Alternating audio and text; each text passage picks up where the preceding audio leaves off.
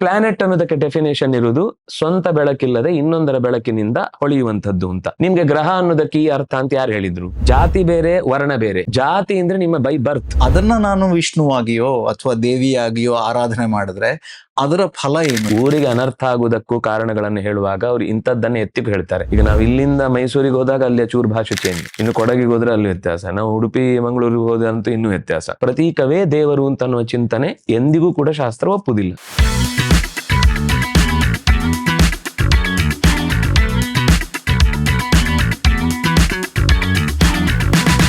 Dive deep with Badakila Pradeep. ಈ ಕಾರ್ಯಕ್ರಮ ನಿಮ್ಮ ಮುಂದೆ ತರೋದಕ್ಕೆ ಇದ್ದಂತಹ ಮೂಲ ಯೋಚನೆನೇ ಆಳಕ್ಕಿಳಿಯೋದು. ಯಾವುದ್ರ ಆಳಕ್ಕಿಳಿಯೋದು? ನನ್ನ ಜೊತೆ ಯಾರಿರ್ತಾರೋ ಅವರ ಜ್ಞಾನದ ಆಳಕ್ಕಿಳಿಯೋದು. ಆದ್ರೆ ಅವರು ಎಷ್ಟು ತಿಳಿದಿದ್ದಾರೆ ಅಷ್ಟನ್ನು ನಮ್ಗೆ ತಿಳಿಯೋದಕ್ಕೆ ಸಾಧ್ಯ ಆಗಲ್ಲ.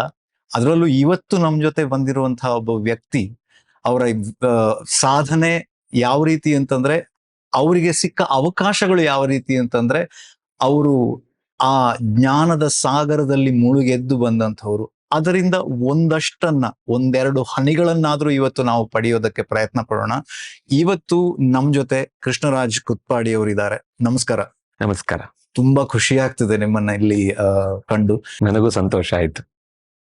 ನಾವು ನಮ್ಮ ಈ ಕಾರ್ಯಕ್ರಮದ ಒಟ್ಟು ಉದ್ದೇಶವೇ ಆಗ್ಲೇ ಹೇಳಿದ ಹಾಗೆ ಒಂದಷ್ಟು ಹೊತ್ತು ಒಂದಷ್ಟು ವಿಚಾರಗಳನ್ನ ಮಾತನಾಡುವಂತ ಸಾತ್ವಿಕ ಹರಟೆ. ಸಾತ್ವಿಕ ಹರಟೆ ಸರಿಯಾಗಿ ಹೇಳಿದ್ರಿ. ಹಾಗೆ ಅದನ್ನ ಆರಂಭ ನಾವು ಸಂಪ್ರದಾಯ ಹೇಗೆ ಅಂತಂದ್ರೆ, ನಮ್ಮ ಇದರಲ್ಲಿ ಆರಂಭದಲ್ಲಿ ನಾವು ಬಂದ ಅತಿಥಿಗಳಿಗೆ ಕೃತಜ್ಞತಾ ಪೂರ್ವಕವಾಗಿ ಭಗವದ್ಗೀತೆಯ ಒಂದು ಪ್ರತಿಯನ್ನ ಕೊಟ್ಟು ಆರಂಭ ಮಾಡೋದು. ಸೊ ನಿಮಗಾಗಿ ಭಗವಂತನ ಒಂದು ಗೀತೆ, ಭಗವದ್ಗೀತೆ.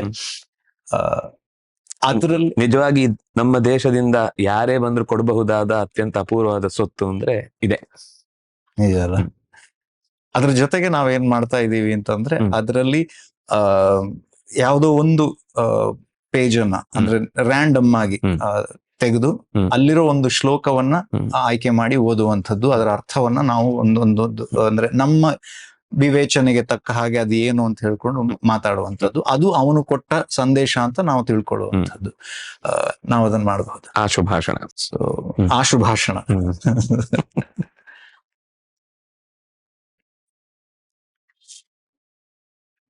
ನಹಿ ಜ್ಞಾನೇನ ಸದೃಶಂ ಪವಿತ್ರಮಿಹ ವಿದ್ಯತೆ ತತ್ಸ್ವಯಂ ಯೋಗ ಸಂಸಿದ್ಧ ಕಾಲೇನಾತ್ಮನಿ ವಿಂದತಿ. ಇಡೀ ಗೀತೆಯ ಸಾರದ ಸಾಲೆ ಬಂದ ಹಾಗಿದೆ. ಮನುಷ್ಯ ಅನ್ನುವ ಒಂದು ವ್ಯಕ್ತಿತ್ವಕ್ಕೆ ಬೇರೆ ಎಲ್ಲದಕ್ಕಿಂತ ಮಿಗಿಲಾದ ಒಂದು ಭಾರ ಏನು ಅಂದ್ರೆ ಜ್ಞಾನ. ಯಾಕೆಂದ್ರೆ ಉಳಿದ ಎಲ್ಲ ಪ್ರಾಣಿಗಳಲ್ಲೂ ಅದರದ್ದೇ ಆದ ವೈಶಿಷ್ಟ್ಯಗಳಿವೆ. ಹಾಗೆ ನೋಡಿದ್ರೆ ಈಗ ಆನೆಯ ಬಲ ಬೇರೆ ಯಾವುದಕ್ಕೂ ಹೋಲಿಸ್ಲಿಕ್ಕೆ ಸಾಧ್ಯ ಇಲ್ಲ.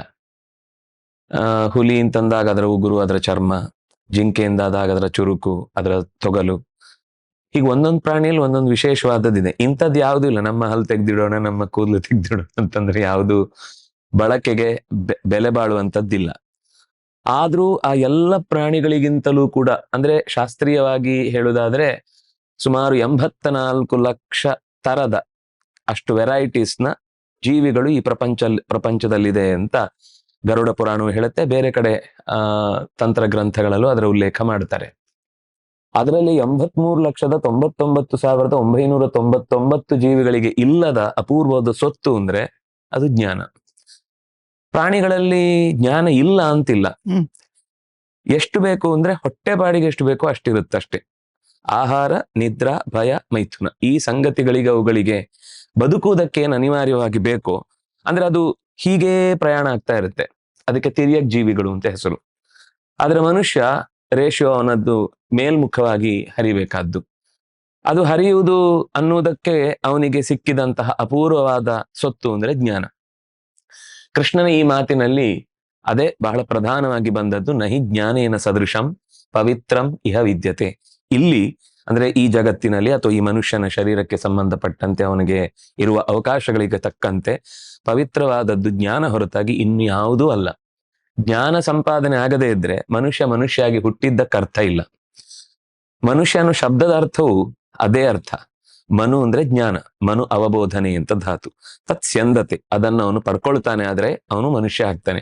ಮನುಷ್ಯತ್ವ ಬಿಟ್ಟು ಹೋಗುವುದು, ಅಮಾನುಷವಾಗುವುದೆಲ್ಲ ಯಾವ ಸಂದರ್ಭದಲ್ಲಿ ಅಂದ್ರೆ ಸರಿಯಾದ ತಿಳುವಳಿಕೆ ಇಲ್ಲದೆ ಈರ್ಷ್ಯೆ ಅಸೂಯೆಗಳಿಗೆ ಒಳಗಾಗಿ ತನ್ನದಲ್ಲದ ಸೊತ್ತನ್ನ ತಾನು ವಶಪಡಿಸಿಕೊಳ್ಳುವಂತಹ ಒಂದು ಹುಚ್ಚು ನೆಲೆಗೆ ಆತ ಈಡಾದಾಗ ಈ ಮನುಷ್ಯತ್ವ ಹೊರಟು ಹೋಗುತ್ತೆ. ಆದ್ರೆ ಯಾವಾಗ ಜ್ಞಾನ ಇರುತ್ತೋ, ನನ್ ಮಿತಿ ಏನು ಅಂತ ನನಗೆ ಗೊತ್ತಿದ್ರೆ ನಿಮ್ಗೆ ಎಷ್ಟೇ ಸಂಪತ್ತು ಬಂದ್ರೂ ನನಗೆ ಹೊಟ್ಟೆ ಕಿಚ್ಚಾಗುದಿಲ್ಲ. ನನ್ ಮಿತಿ ಏನು ಅಂತ ಗೊತ್ತಿಲ್ಲದೆ ಹೋದಾಗ್ಲೇ ನನಗೆ ಎಲ್ಲರ ಬಗ್ಗೆಯೂ ಒಂದು ಅಸೂಯೆ ಬೆಳೆಯುತ್ತೆ. ಯಾವಾಗ ಜ್ಞಾನ ಬರುತ್ತೋ ಆವಾಗ ಅವನಲ್ಲಿ ಪಕ್ವತೆ ಉಂಟಾಗುತ್ತೆ. ಆ ಪಕ್ವತೆಯಿಂದಲೇನೆ ಮನುಷ್ಯ ಎತ್ತರಕ್ಕೇರ್ಲಿಕ್ಕಾಗತ್ತೆ. ಅಂತಹ ಒಂದು, ಅದು ಹೇಗೆ ಅಂದ್ರೆ ಒಂದೇ ದಿವ್ಸಕ್ಕೆ ಬರಲ್ಲ. ಕಾಲೇನಾತ್ಮನಿ ವಿಂದತಿ, ಒಂದೇ ಜನ್ಮದಲ್ಲೂ ಅಲ್ಲ. ಕೃಷ್ಣ ಇನ್ನೊಂದು ಕಡೆ ಅದನ್ನೇ ಹೇಳುವಾಗ, ಬಹೂನಾಂ ಜನ್ಮನಾಮಂತೆ ಜ್ಞಾನವಾನ್ ಮಾಂ ಪ್ರಪದ್ಯತೆ, ಹಲವು ಜನ್ಮಗಳ ಪ್ರಯಾಣದಿಂದ ಈ ಜ್ಞಾನದ ಒಂದು ಮಜಲನ್ನ ಆತ ಮುಟ್ಟುವುದು ಸಾಧ್ಯ ಅಂತ. ನಿಮಗೊಂದು ಸುಮ್ಮನೆ ಅದರ ಒಂದು ಪ್ರತೀಕವಾಗಿ ದೇವಸ್ಥಾನಗಳಲ್ಲಿ ನಾವು ನೋಡುತ್ತೇವೆ. ಅಂದ್ರೆ ತುಂಬಾ ಪ್ರಾಚೀನ ದೇವಸ್ಥಾನಗಳಲ್ಲಾದ್ರೆ ಆ ಪೂಜೆಯ ಸಂದರ್ಭ ಬಂದಾಗ ಮೊದಲೊಂದು ಏಕಾರತಿ ಇರುತ್ತೆ, ಆಮೇಲೆ 3, ಆಮೇಲೆ 5, ಆಮೇಲೆ 7, ಆಮೇಲೆ ಅದರ ಒಂದು ದೊಡ್ಡ ವಲಯದಂತ ದೊಡ್ಡ ಹರಿವಾಣದಲ್ಲಿ ತುಂಬಿದ ದೀಪದಿಂದ ಆ ಪ್ರತೀಕವನ್ನ ಕಾಣುವುದಿರುತ್ತೆ. ಅಂದ್ರೆ ಸಾಮಾನ್ಯ ಗರ್ಭಗುಡಿ ಅನ್ನೋದು ಕತ್ತಲೆ.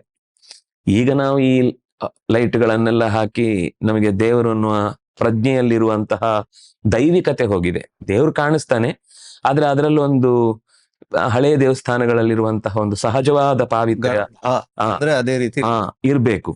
ಅದು ನೀವು ಆ ಗರ್ಭಗುಡಿಯಲ್ಲಿ ದೀಪವನ್ನ ಹಚ್ಚಿದಾಗ ಒಂದು ದೀಪದಿಂದ ಒಂದು ಅಸ್ಪಷ್ಟವಾದ ರೂಪ ಕಾಣುತ್ತೆ. ಅದು ನಿಧಾನಕ್ಕೆ 3 ಆದಾಗ ಸ್ವಲ್ಪ ಇನ್ನೂ ಸ್ಪಷ್ಟ ಆಗುತ್ತೆ, 5 ಆದಾಗ 7 ಆದಾಗ 100 ಆದಾಗ ಹೀಗೆ ಬೆಳೀತಾ ಬೆಳೀತಾ ಕೊನೆಗೆ ಮಹಾ ಮಂಗಳಾರತಿ ಆಗುವಾಗ ಇಡೀ ಪ್ರತಿಯೊಂದು ಅಂಗವನ್ನು ಕೂಡ ಸ್ಪಷ್ಟವಾಗಿ ಕಾಣುವಂತ ಒಂದು ಸ್ಥಿತಿ ಬರುತ್ತೆ. ಅದು ನಮ್ಮ ಬದುಕು. 1ನೇ ಆರತಿ ಅಂದ್ರೆ ಸಾಮಾನ್ಯ ಮೊದಲ ಜನ್ಮದಲ್ಲಿ ಒಂದ್ ಸ್ವಲ್ಪ ಗೊತ್ತಾಗುತ್ತೆ, ಮತ್ತೆ 2ನೇ ಜನ್ಮದಲ್ಲಾಗುವಾಗ ಇನ್ನೂ ಚೂರು ಜಾಸ್ತಿ ಗೊತ್ತಾಗುತ್ತೆ. ಅದು ಬೆಳೀತಾ ಬೆಳೀತಾ ಬೆಳೀತಾ ಬೆಳೀತಾ ಹೋದಾಗ ಒಂದು ಪ್ರತ್ಯಕ್ಷವಾಗಿ ಆ ಕತ್ತಲೆಯಲ್ಲಿದ್ದಂತಹ ನಮ್ಮದೇ ಆದ ಒಂದು ಒಳಗಿನ ಅರಿವಿನ ಸೊತ್ತು ಅದು ನಮ್ಮದಾಗಿಸಿಕೊಳ್ಳುವಂತಹ ಒಂದು ಪರಿಪೂರ್ಣತೆಯನ್ನ ನಾವು ನಿತ್ಯದ ಆರತಿಯಲ್ಲಿ ಹೇಳುವುದು. ಅದರಲ್ಲೂ ಸ್ವಾರಸ್ಯ ಅಂದ್ರೆ ನಾವು ಅದನ್ನ ಪ್ರದಕ್ಷಿಣಾಕಾರವಾಗಿ 3 ಬಾರಿ ವೃತ್ತಾಕಾರದಲ್ಲಿ ಸುತ್ತುತ್ತೇವಲ್ಲ. ನಾನು 0 ನೀನು ಪೂರ್ಣ, ನಾನು 0 ನೀನು ಪೂರ್ಣ ಅಂತ, ಎರಡಕ್ಕೂ 0ನೇ. ಪೂರ್ಣ ಅನ್ನೋದು 0ನೇ, 0 ಅನ್ನೋದು 0ನೇ. 0 ಅನ್ನೋದಕ್ಕೆ 2 ಅರ್ಥ ಇದೆ. 0 ಅಂದ್ರೆ ಒಂದು ಸೊನ್ನೆಗಾರರು ಬಂಗಾರ, ಅಂದ್ರೆ ಅದು ಇರುವ ಲೋಹಗಳಲ್ಲಿ ಅತ್ಯಂತ ಹೆಚ್ಚು ಪಕ್ವವಾದದ್ದು ಅಂತ. ನಾವು ಇನ್ನೊಂದು 0 ಅಂದ್ರೆ ಶೂನ್ಯ ಅನ್ನುವ ಅರ್ಥದಲ್ಲಿ. ಹಾಗಾಗಿ ಸುವರ್ಣ ಅನ್ನೋದು ನಾವು ನಮ್ಮ ಸ್ವಂತಿಕೆಯನ್ನ ಭಗವಂತನ ಹತ್ರ ಬಿಚ್ಚಿಕೊಳ್ಳುವುದು. ನಾನು 0 ನೀನು ಪೂರ್ಣ, ಪೂರ್ಣಮದ ಪೂರ್ಣವಿದೆ, ಇದನ್ನು ಪೂರ್ಣಗೊಳಿಸು ಅಂತ ಕೇಳುವ ದೃಷ್ಟಿಯಿಂದ ಆ ಆರತಿ ಮಾಡುವಾಗ ಸಿಗುವ ಅರಿವಿನ ಬೆಳಕು ಹಂತ ಹಂತವಾಗಿ ಬೆಳೆದು ಹೋದಾಗ ಅದೊಂದು ಪಕ್ವತೆಗೆ ಪರಿಪೂರ್ಣತೆಯತ್ತ ಸಾಗುವುದೇ ಆ ಆರತಿಯ ಉದ್ದೇಶ. ಹೀಗೆ ಪ್ರತಿಯೊಂದು ಸಣ್ಣ ಸಣ್ಣ ಎಲಿಮೆಂಟ್ಗಳು ಕೂಡ ಅದು ಹೊರಗಿನಿಂದ ಒಂದು ಮುಖದ ಭಾವುಕತೆಯನ್ನು ಹುಟ್ಟಿಸಿದ್ರೆ ಒಳಗಿನಿಂದ ಇನ್ನೊಂದು ತರದ ನಮ್ಮ ಬೆಳವಣಿಗೆಯನ್ನು ಪ್ರತಿನಿಧಿಸುತ್ತೆ. ಆದ್ರೆ ನಮಗ ಅಷ್ಟೆಲ್ಲ ಯೋಚನೆ ಮಾಡಿಲ್ಲ. ಆದ್ರಿಂದ ಅಲ್ಲೊಂದಾಗತ್ತೆ, ಅಲ್ಲಿ ಒಂದಿಷ್ಟು ಬಡಿತಾರೆ, ಪೂಜೆ ಆಯ್ತು ಅಂತ ಒಂದು ಆರತಿ ತಗೊಂಡು ಬಂದ್ಬಿಡ್ತೇವೆ. ಆದ್ರೆ ಅದು ನಮ್ಮ ಅರಿವಿನ ಬೆಳವಣಿಗೆಯ ಸೂಚಕವಾಗಿ ಪ್ರತಿ ದಿವಸವೂ ಕೂಡ ಅದನ್ನು ನೋಡಿ ನೋಡಿ ನೋಡಿ ನಿನ್ನೆಗಿಂತ ಇವತ್ತು ನಾನು ಹೆಚ್ಚು ಏನು ಬೆಳೆದೆ, ಅದು ಜನ್ಮಾಂತರಕ್ಕೆ ಆಗ್ಬೇಕಾಗಿಲ್ಲ, ದಿನದಿಂದ ದಿನಕ್ಕೆ ನನ್ನ ಬೆಳವಣಿಗೆಯ ಪ್ರತೀಕವಾಗಿಯೂ ಅದನ್ನು ನಾವು ಸ್ವೀಕರಿಸಿದ್ರೆ ಒಂದು ಪಕ್ವತೆ ಬಂದಾಗ ನಾವು ಈ ಸಮಾಜದಲ್ಲಿ ಇಲ್ಲಿ ತನಕ ಬದುಕಿ ಬಂದ ಹೆಜ್ಜೆಗಳು ನನ್ನನ್ನ ಒಂದು ಸರಿಯಾದ ಗುರಿಗೆ ಮುಟ್ಟಿಸಿದೆ ಅಂತನ್ನುವ ನೆಮ್ಮದಿಯ ಕಣ್ಣು ಮುಚ್ಚುವ ಹೊತ್ತು ಬಂದಾಗ ಅದು ಪವಿತ್ರವಾದ ಜ್ಞಾನದ ಸಾಗರದಲ್ಲಿ ನಾವು ಮಿಂದಿದ್ದೇವೆ ಅನ್ನುವ ಒಂದು ಅವಭೃತ ಸ್ನಾನ ಆಗುತ್ತದು. ಆ ಒಂದು ಶ್ಲೋಕದಲ್ಲೇ ಅಷ್ಟೊಂದು ಅಡಗಿದೆ. ಮತ್ತೆ ಇನ್ನೊಂದು ವಿಷಯ, ನಾವು ಈ ಕಾರ್ಯಕ್ರಮವನ್ನು ಆರಂಭ ಮಾಡುವಾಗ್ಲೂ ಕೂಡ ಜ್ಞಾನದ ಬಗ್ಗೆನೇ ಮಾತಾಡಿದ್ವಿ. ಅದೇನೋ ಮ್ಯಾಚ್ ಫಿಕ್ಸಿಂಗ್ ತರ ಅನ್ಸಿರ್ಬೋದು ನೋಡುವವರಿಗೆ. ನಾನೇ ನಿಮ್ಮ ಎದುರುಗಡೆ ಅದನ್ನೇ ಹೇಳಿದ್ದು. ಆದ್ರೆ ಇನ್ನೊಂದು ಆ ಶಬ್ದದಲ್ಲಿ ಬಂದ ಒಂದು ವಿಶೇಷತೆ, ತತ್ಸ್ವಯಂ ಯೋಗ ಸಂಸಿದ್ಧ ಕಾಲೇನಾತ್ಮನಿ ವಿಂದತಿ ಅಂತ. ಅರಿವು ಹೊರಗಿನಿಂದ ಬರುವಂಥದ್ದಲ್ಲ, ಒಳಗೆ ಇರುವಂಥದ್ದು ಅಭಿವ್ಯಕ್ತಿ ಆಗುದು. ಈ ಹಿಂದಿನ ಲಾಟನ್ ದೀಪಗಳಲ್ಲೆಲ್ಲ ಆ ಕರಿ ಕಟ್ಟಿದಾಗ ಅದನ್ನ ಕ್ಲೀನ್ ಮಾಡಿದ್ರೆ ಒಳಗೆ ದೀಪ ಇರುತ್ತೆ, ಅದು ಪ್ರಕಾಶ ಆಗುದು ಹೇಗೋ ಹಾಗೆ ನಮ್ಮ ಈ ಹೊರಗಿನ ಅಜ್ಞಾನ ವಿದ್ಯೆ ಕಾಮಗಳ ಕಳಚಿಕೊಂಡಾಗ ನಮ್ಮ ಒಳಗಿನ ನಮ್ಮದೇ ಆದ ನನ್ನತನವನ್ನೇ ನಾನು ಸರಿಯಾಗಿ ಅನುಭವಿಸಿದಾಗ ಈ ಜ್ಞಾನದ ಎತ್ತರವನ್ನು ನಾನು. ಆದ್ರೆ ಹೊರಗಿನ ಈ ತಿಕ್ಕಾಟ ಏಕೆ ಅಂದ್ರೆ ಒಳಗೆ ಹೊರಗಿನಿಂದ ಅಂಟಿದ ಕೊಳೆಯನ್ನ ಕಳೀಲಿಕ್ಕೋಸ್ಕರ ಈ ತಿಕ್ಕಾಟ. ಈ ತಿಕ್ಕಾಟದ ಸಹಕಾರದಿಂದ ನಾನು ಯಾರು, ನನ್ನತನ ಏನು, ನನ್ನ ಹುಡುಕಾಟದ ಬಗೆಗೆ ಒಂದು ಸರಿಯಾದ ಸ್ಥಾನಕ್ಕೆ ಬಂದು ನಿಲ್ಲುವಂಥದ್ದೇನಿದೆ ಅದು ನನ್ನತನವನ್ನು ನಾನು ಪ್ರಕಟಿಸಿಕೊಳ್ಳುವಂತ ಒಂದು ವಿಧಾನ. ಅದ್ಭುತ. ನೀವು ಆರತಿ ಬಗ್ಗೆ ಹೇಳಿದ್ರಿ, ಮತ್ತೆ ಆ ಜ್ಞಾನದ ಬಗ್ಗೆ ಹೇಳಿದ್ರಿ. ಅಷ್ಟೊತ್ತಿಗೆನೆ ನೀವು ಮೂರ್ತಿ ಬಗ್ಗೆ ಕೂಡ ಹೇಳಿದ್ರಿ. ನಂಗೆ ಅದ್ರ ಬಗ್ಗೆ ತುಂಬಾ ಕುತೂಹಲ. ಯಾಕಂದ್ರೆ ಈ ಮೂರ್ತಿ ಪೂಜೆಯ ವಿಚಾರವಾಗಿ ಹಲವೊಂದಿಷ್ಟು ಮಾತುಗಳು ನಡೀತವೆ. ಅಂದ್ರೆ ಮತ್ತೆ ಅದ್ರ ಬಗ್ಗೆ ಒಂದಿಷ್ಟು ಅಜ್ಞಾನಗಳು ಕೂಡ ಇದೆ. ಹೌದು. ಸೊ ಅದ್ರ ಬಗ್ಗೆ ಒಂದ್ ಸ್ವಲ್ಪ ಬೆಳಕು ಚೆಲ್ಲಬಹುದು. ಖಂಡಿತ ನಾವು ಅದನ್ನ ಸರಿಯಾಗಿ ತಿಳ್ಕೊಂಡ್ರೆ ಮಾತ್ರ ನಮ್ಮ ಉಪಾಸನೆ ಅನ್ನೋದು ಪಕ್ವವಾಗುತ್ತೆ, ಸ್ಪಷ್ಟವಾಗುತ್ತೆ. ಸಾಮಾನ್ಯವಾಗಿ ಪ್ರತಿಮೆಯನ್ನೇ ದೇವರು ಅಂತ ಭಾವಿಸುವ ಒಂದು ಅಂದ್ರೆ ಅದು ಭಾವುಕತೆಯಿಂದ ಬಂದಿರುವಂಥದ್ದು. ಆದ್ರೆ ಶಾಸ್ತ್ರೀಯವಾಗಿ ನಮಗೆ ಎಲ್ಲ ಎಷ್ಟು ಈ ದೇಶದಲ್ಲಿ ಮತಗಳು ಹುಟ್ಟಿವೆಯೋ ಅದಕ್ಕೆ ಹೆಚ್ಚು ಕಮ್ಮಿ ಎಲ್ಲದಕ್ಕೂ ಆಧಾರ ವೇದಗಳು. ಅವರು ವೇದವನ್ನು ಒಪ್ಪದೇ ಇದ್ರು ಅದರ ಸಾರವನ್ನೇ ಕಳಬೇಡ, ಕೊಲಬೇಡ, ಹುಸಿಯ ನುಡಿಯಲು ಬೇಡ ಅಂತ ಹೇಳಿದ್ರು ಅದು ವೇದದ್ದೇ ಸಾರು. ಸತ್ಯಂ ಜಯತಿ ನಾನೃತಂ ಇತ್ಯಾದಿ ಮಾತುಗಳ ಅವರು ನೇರವಾಗಿ ಆ ಮಾತುಗಳಿಗೆ ಜೋತು ಬೀಳದೇ ಇರಬಹುದು, ಆದ್ರೆ ಅದರ ಸಾರ ಅಲ್ಲಿಂದನೇ ಅದು ಹೊರಟು ಬಂದಿರುವಂತದ್ದು. ಅವರು ಸರಳವಾದ ಭಾಷೆಯಲ್ಲಿ ಸಾಮಾನ್ಯ ಜನರಿಗೆ ಮುಟ್ಟಿಸ್ಲಿಕ್ಕೋಸ್ಕರ ತಮ್ಮ ಪ್ರಯತ್ನವನ್ನ ಇನ್ನಷ್ಟು ಜನರ ತನಕ ತರಲಿಕ್ಕೋಸ್ಕರ ಇಳಿದ್ರು. ಅಂದ್ರೆ ಎಲ್ಲದಕ್ಕೂ ಆಧಾರ ವೇದ ಅಂದಾಗ ಅದರ ವ್ಯಾಖ್ಯಾನವಾಗಿ ನಮಗೆ ಬಂದದ್ದು ಸೂತ್ರಗಳು, ಅಂದ್ರೆ ಬ್ರಹ್ಮ ಸೂತ್ರಗಳು. ಅದು ವೇದವ್ಯಾಸರು ಕೊಟ್ಟ ನಮಗೆ ಜಗತ್ತಿನ ಅನೇಕ ವಿಷಯಗಳ ಬಗ್ಗೆ ಬರುವ ಸಂದೇಹಗಳನ್ನು ಪರಿಹರಿಸಲಿಕ್ಕೋಸ್ಕರ ಕೊಟ್ಟ ಮಾತುಗಳು. ಅಲ್ಲಿ ಈ ನೀವು ಕೇಳಿದ ಮೂರ್ತಿಯ ಬಗೆಗೆ ಒಂದು ಸುಂದರವಾದ ಮಾತಿದೆ. ನ ಪ್ರತೀಕೆ ನಹಿ ಸಹ ಅಂತ ಒಂದು ಸೂತ್ರ. ಪ್ರತೀಕ ಅಂದ್ರೆ ವಿಗ್ರಹ, ಪ್ರತೀಕವೇ ದೇವರಲ್ಲ, ಪ್ರತೀಕದಲ್ಲಿ ದೇವರು. ವ್ಯತ್ಯಾಸ ಈಗ ಸಾಮಾನ್ಯವಾಗಿ ಐಡಲ್ ವರ್ಷಿಪ್ ಮಾಡುವವರೆಲ್ಲ ಗೋ ಟು ಹೆಲ್ ಅಂತ ಒಂದು ವಾದ ಇದೆ ಅಲ್ವಾ? ಈಗ ತುಂಬಾ ಜನಜನಿತವಾದ ವಾದ. ವೇದವು ಅದನ್ನೇ ಹೇಳುತ್ತೆ. ವೇದವು ಅದನ್ನೇ ಹೇಳುತ್ತೆ, ಪ್ರತೀಕವನ್ನೇ ದೇವರು. ಒಂದು 100 ಬಾರಿ ಹೇಳ್ಬೇಕು ಅನ್ಸ. ಅದನ್ನೇ ನಾನು ಅದಕ್ಕೋಸ್ಕರ ನೀವು ಕೇಳಿದ ಪ್ರಶ್ನೆ ಅಷ್ಟು ಮೂಲಕ್ಕೆ ಬಂತಾದ್ರಿಂದ ನಾನು ಅದನ್ನ ಹೇಳ್ಬೇಕಾಯ್ತು. ಅದರಿಂದಾಗಿ ಯಾರು ಪ್ರತೀಕ ಆರಾಧನೆ ಮಾಡುವವರು ನರಕಕ್ಕೆ ಹೋಗ್ಲಿ ಅಂತ ಹೇಳ್ತಾರೋ ಅದನ್ನು ವೇದವೂ ಹೇಳುತ್ತೆ. ಅದರಿಂದಾಗಿ ನಾನು ಅದನ್ನು ಒತ್ತು ಕೊಟ್ಟು ಹೇಳಿದ್ದು ಅದು ವೇದದ್ದೇ ಭಾಗ ಅಂತ. ಯಾಕೆಂದ್ರೆ ನಾವು ಎಲ್ಲಿಯೇ ಪ್ರತಿಮಾಯಾಮ್ ಆವಾಹಯಾಮಿ ಅಂತ, ಪ್ರತಿಮೆಯಲ್ಲಿ ನಾನು ಕಲೆಯನ್ನ ಆವಾಹಿಸುತ್ತೇನೆ ಅಂತ ಹೇಳುದು ಹೊರತು ಪ್ರತಿಮೆಯನ್ನೇ ದೇವರು ಅಂತ ನಾನು ಉಪಾಸನೆ ಮಾಡಲ್ಲ. ಮಾಡಿದ್ರೂ ಅದು ನಮ್ಮ ಉಪಾಸನೆಯ ಇನ್ನು ಅಪಕ್ವ ಸ್ಥಿತಿ. ಅದು ಅಂದ್ರೆ ಗೊತ್ತಿಲ್ಲದೆ ಕೆಲವೊಮ್ಮೆ ಅದು ಆ ಸ್ಥಿತಿ ಹೋಗುತ್ತೆ ಮನಸ್ಸೊಳಗೆ. ಅಂದ್ರೆ ಅದು ಈ ನಾನೇ ತಿನ್ನಿಸ್ತೇನೆ ದೇವರಿಗೆ, ನಾನೇ ಒರೆಸ್ತೇನೆ ಅನ್ನುವ ಒಂದು ಉತ್ಕಟತೆಯಲ್ಲಿ ಆ ಮಾತು ಬರುತ್ತೆ. ಆದ್ರೆ ಅದರ ನೆಕ್ಸ್ಟ್ ಲೆವೆಲ್ ನಾವು ಹತ್ತಬೇಕಾದದ್ದೇನು ಅಂದ್ರೆ, ಯಾಕೆಂದ್ರೆ ಯಾವುದು ತಪ್ಪು ಅಂತಂದ್ರೆ ಅದು ಕೊನೆಯ ಸ್ಥಿತಿಯಲ್ಲಿ ಅದೇ ಉಳಿದ್ರೆ ತಪ್ಪು.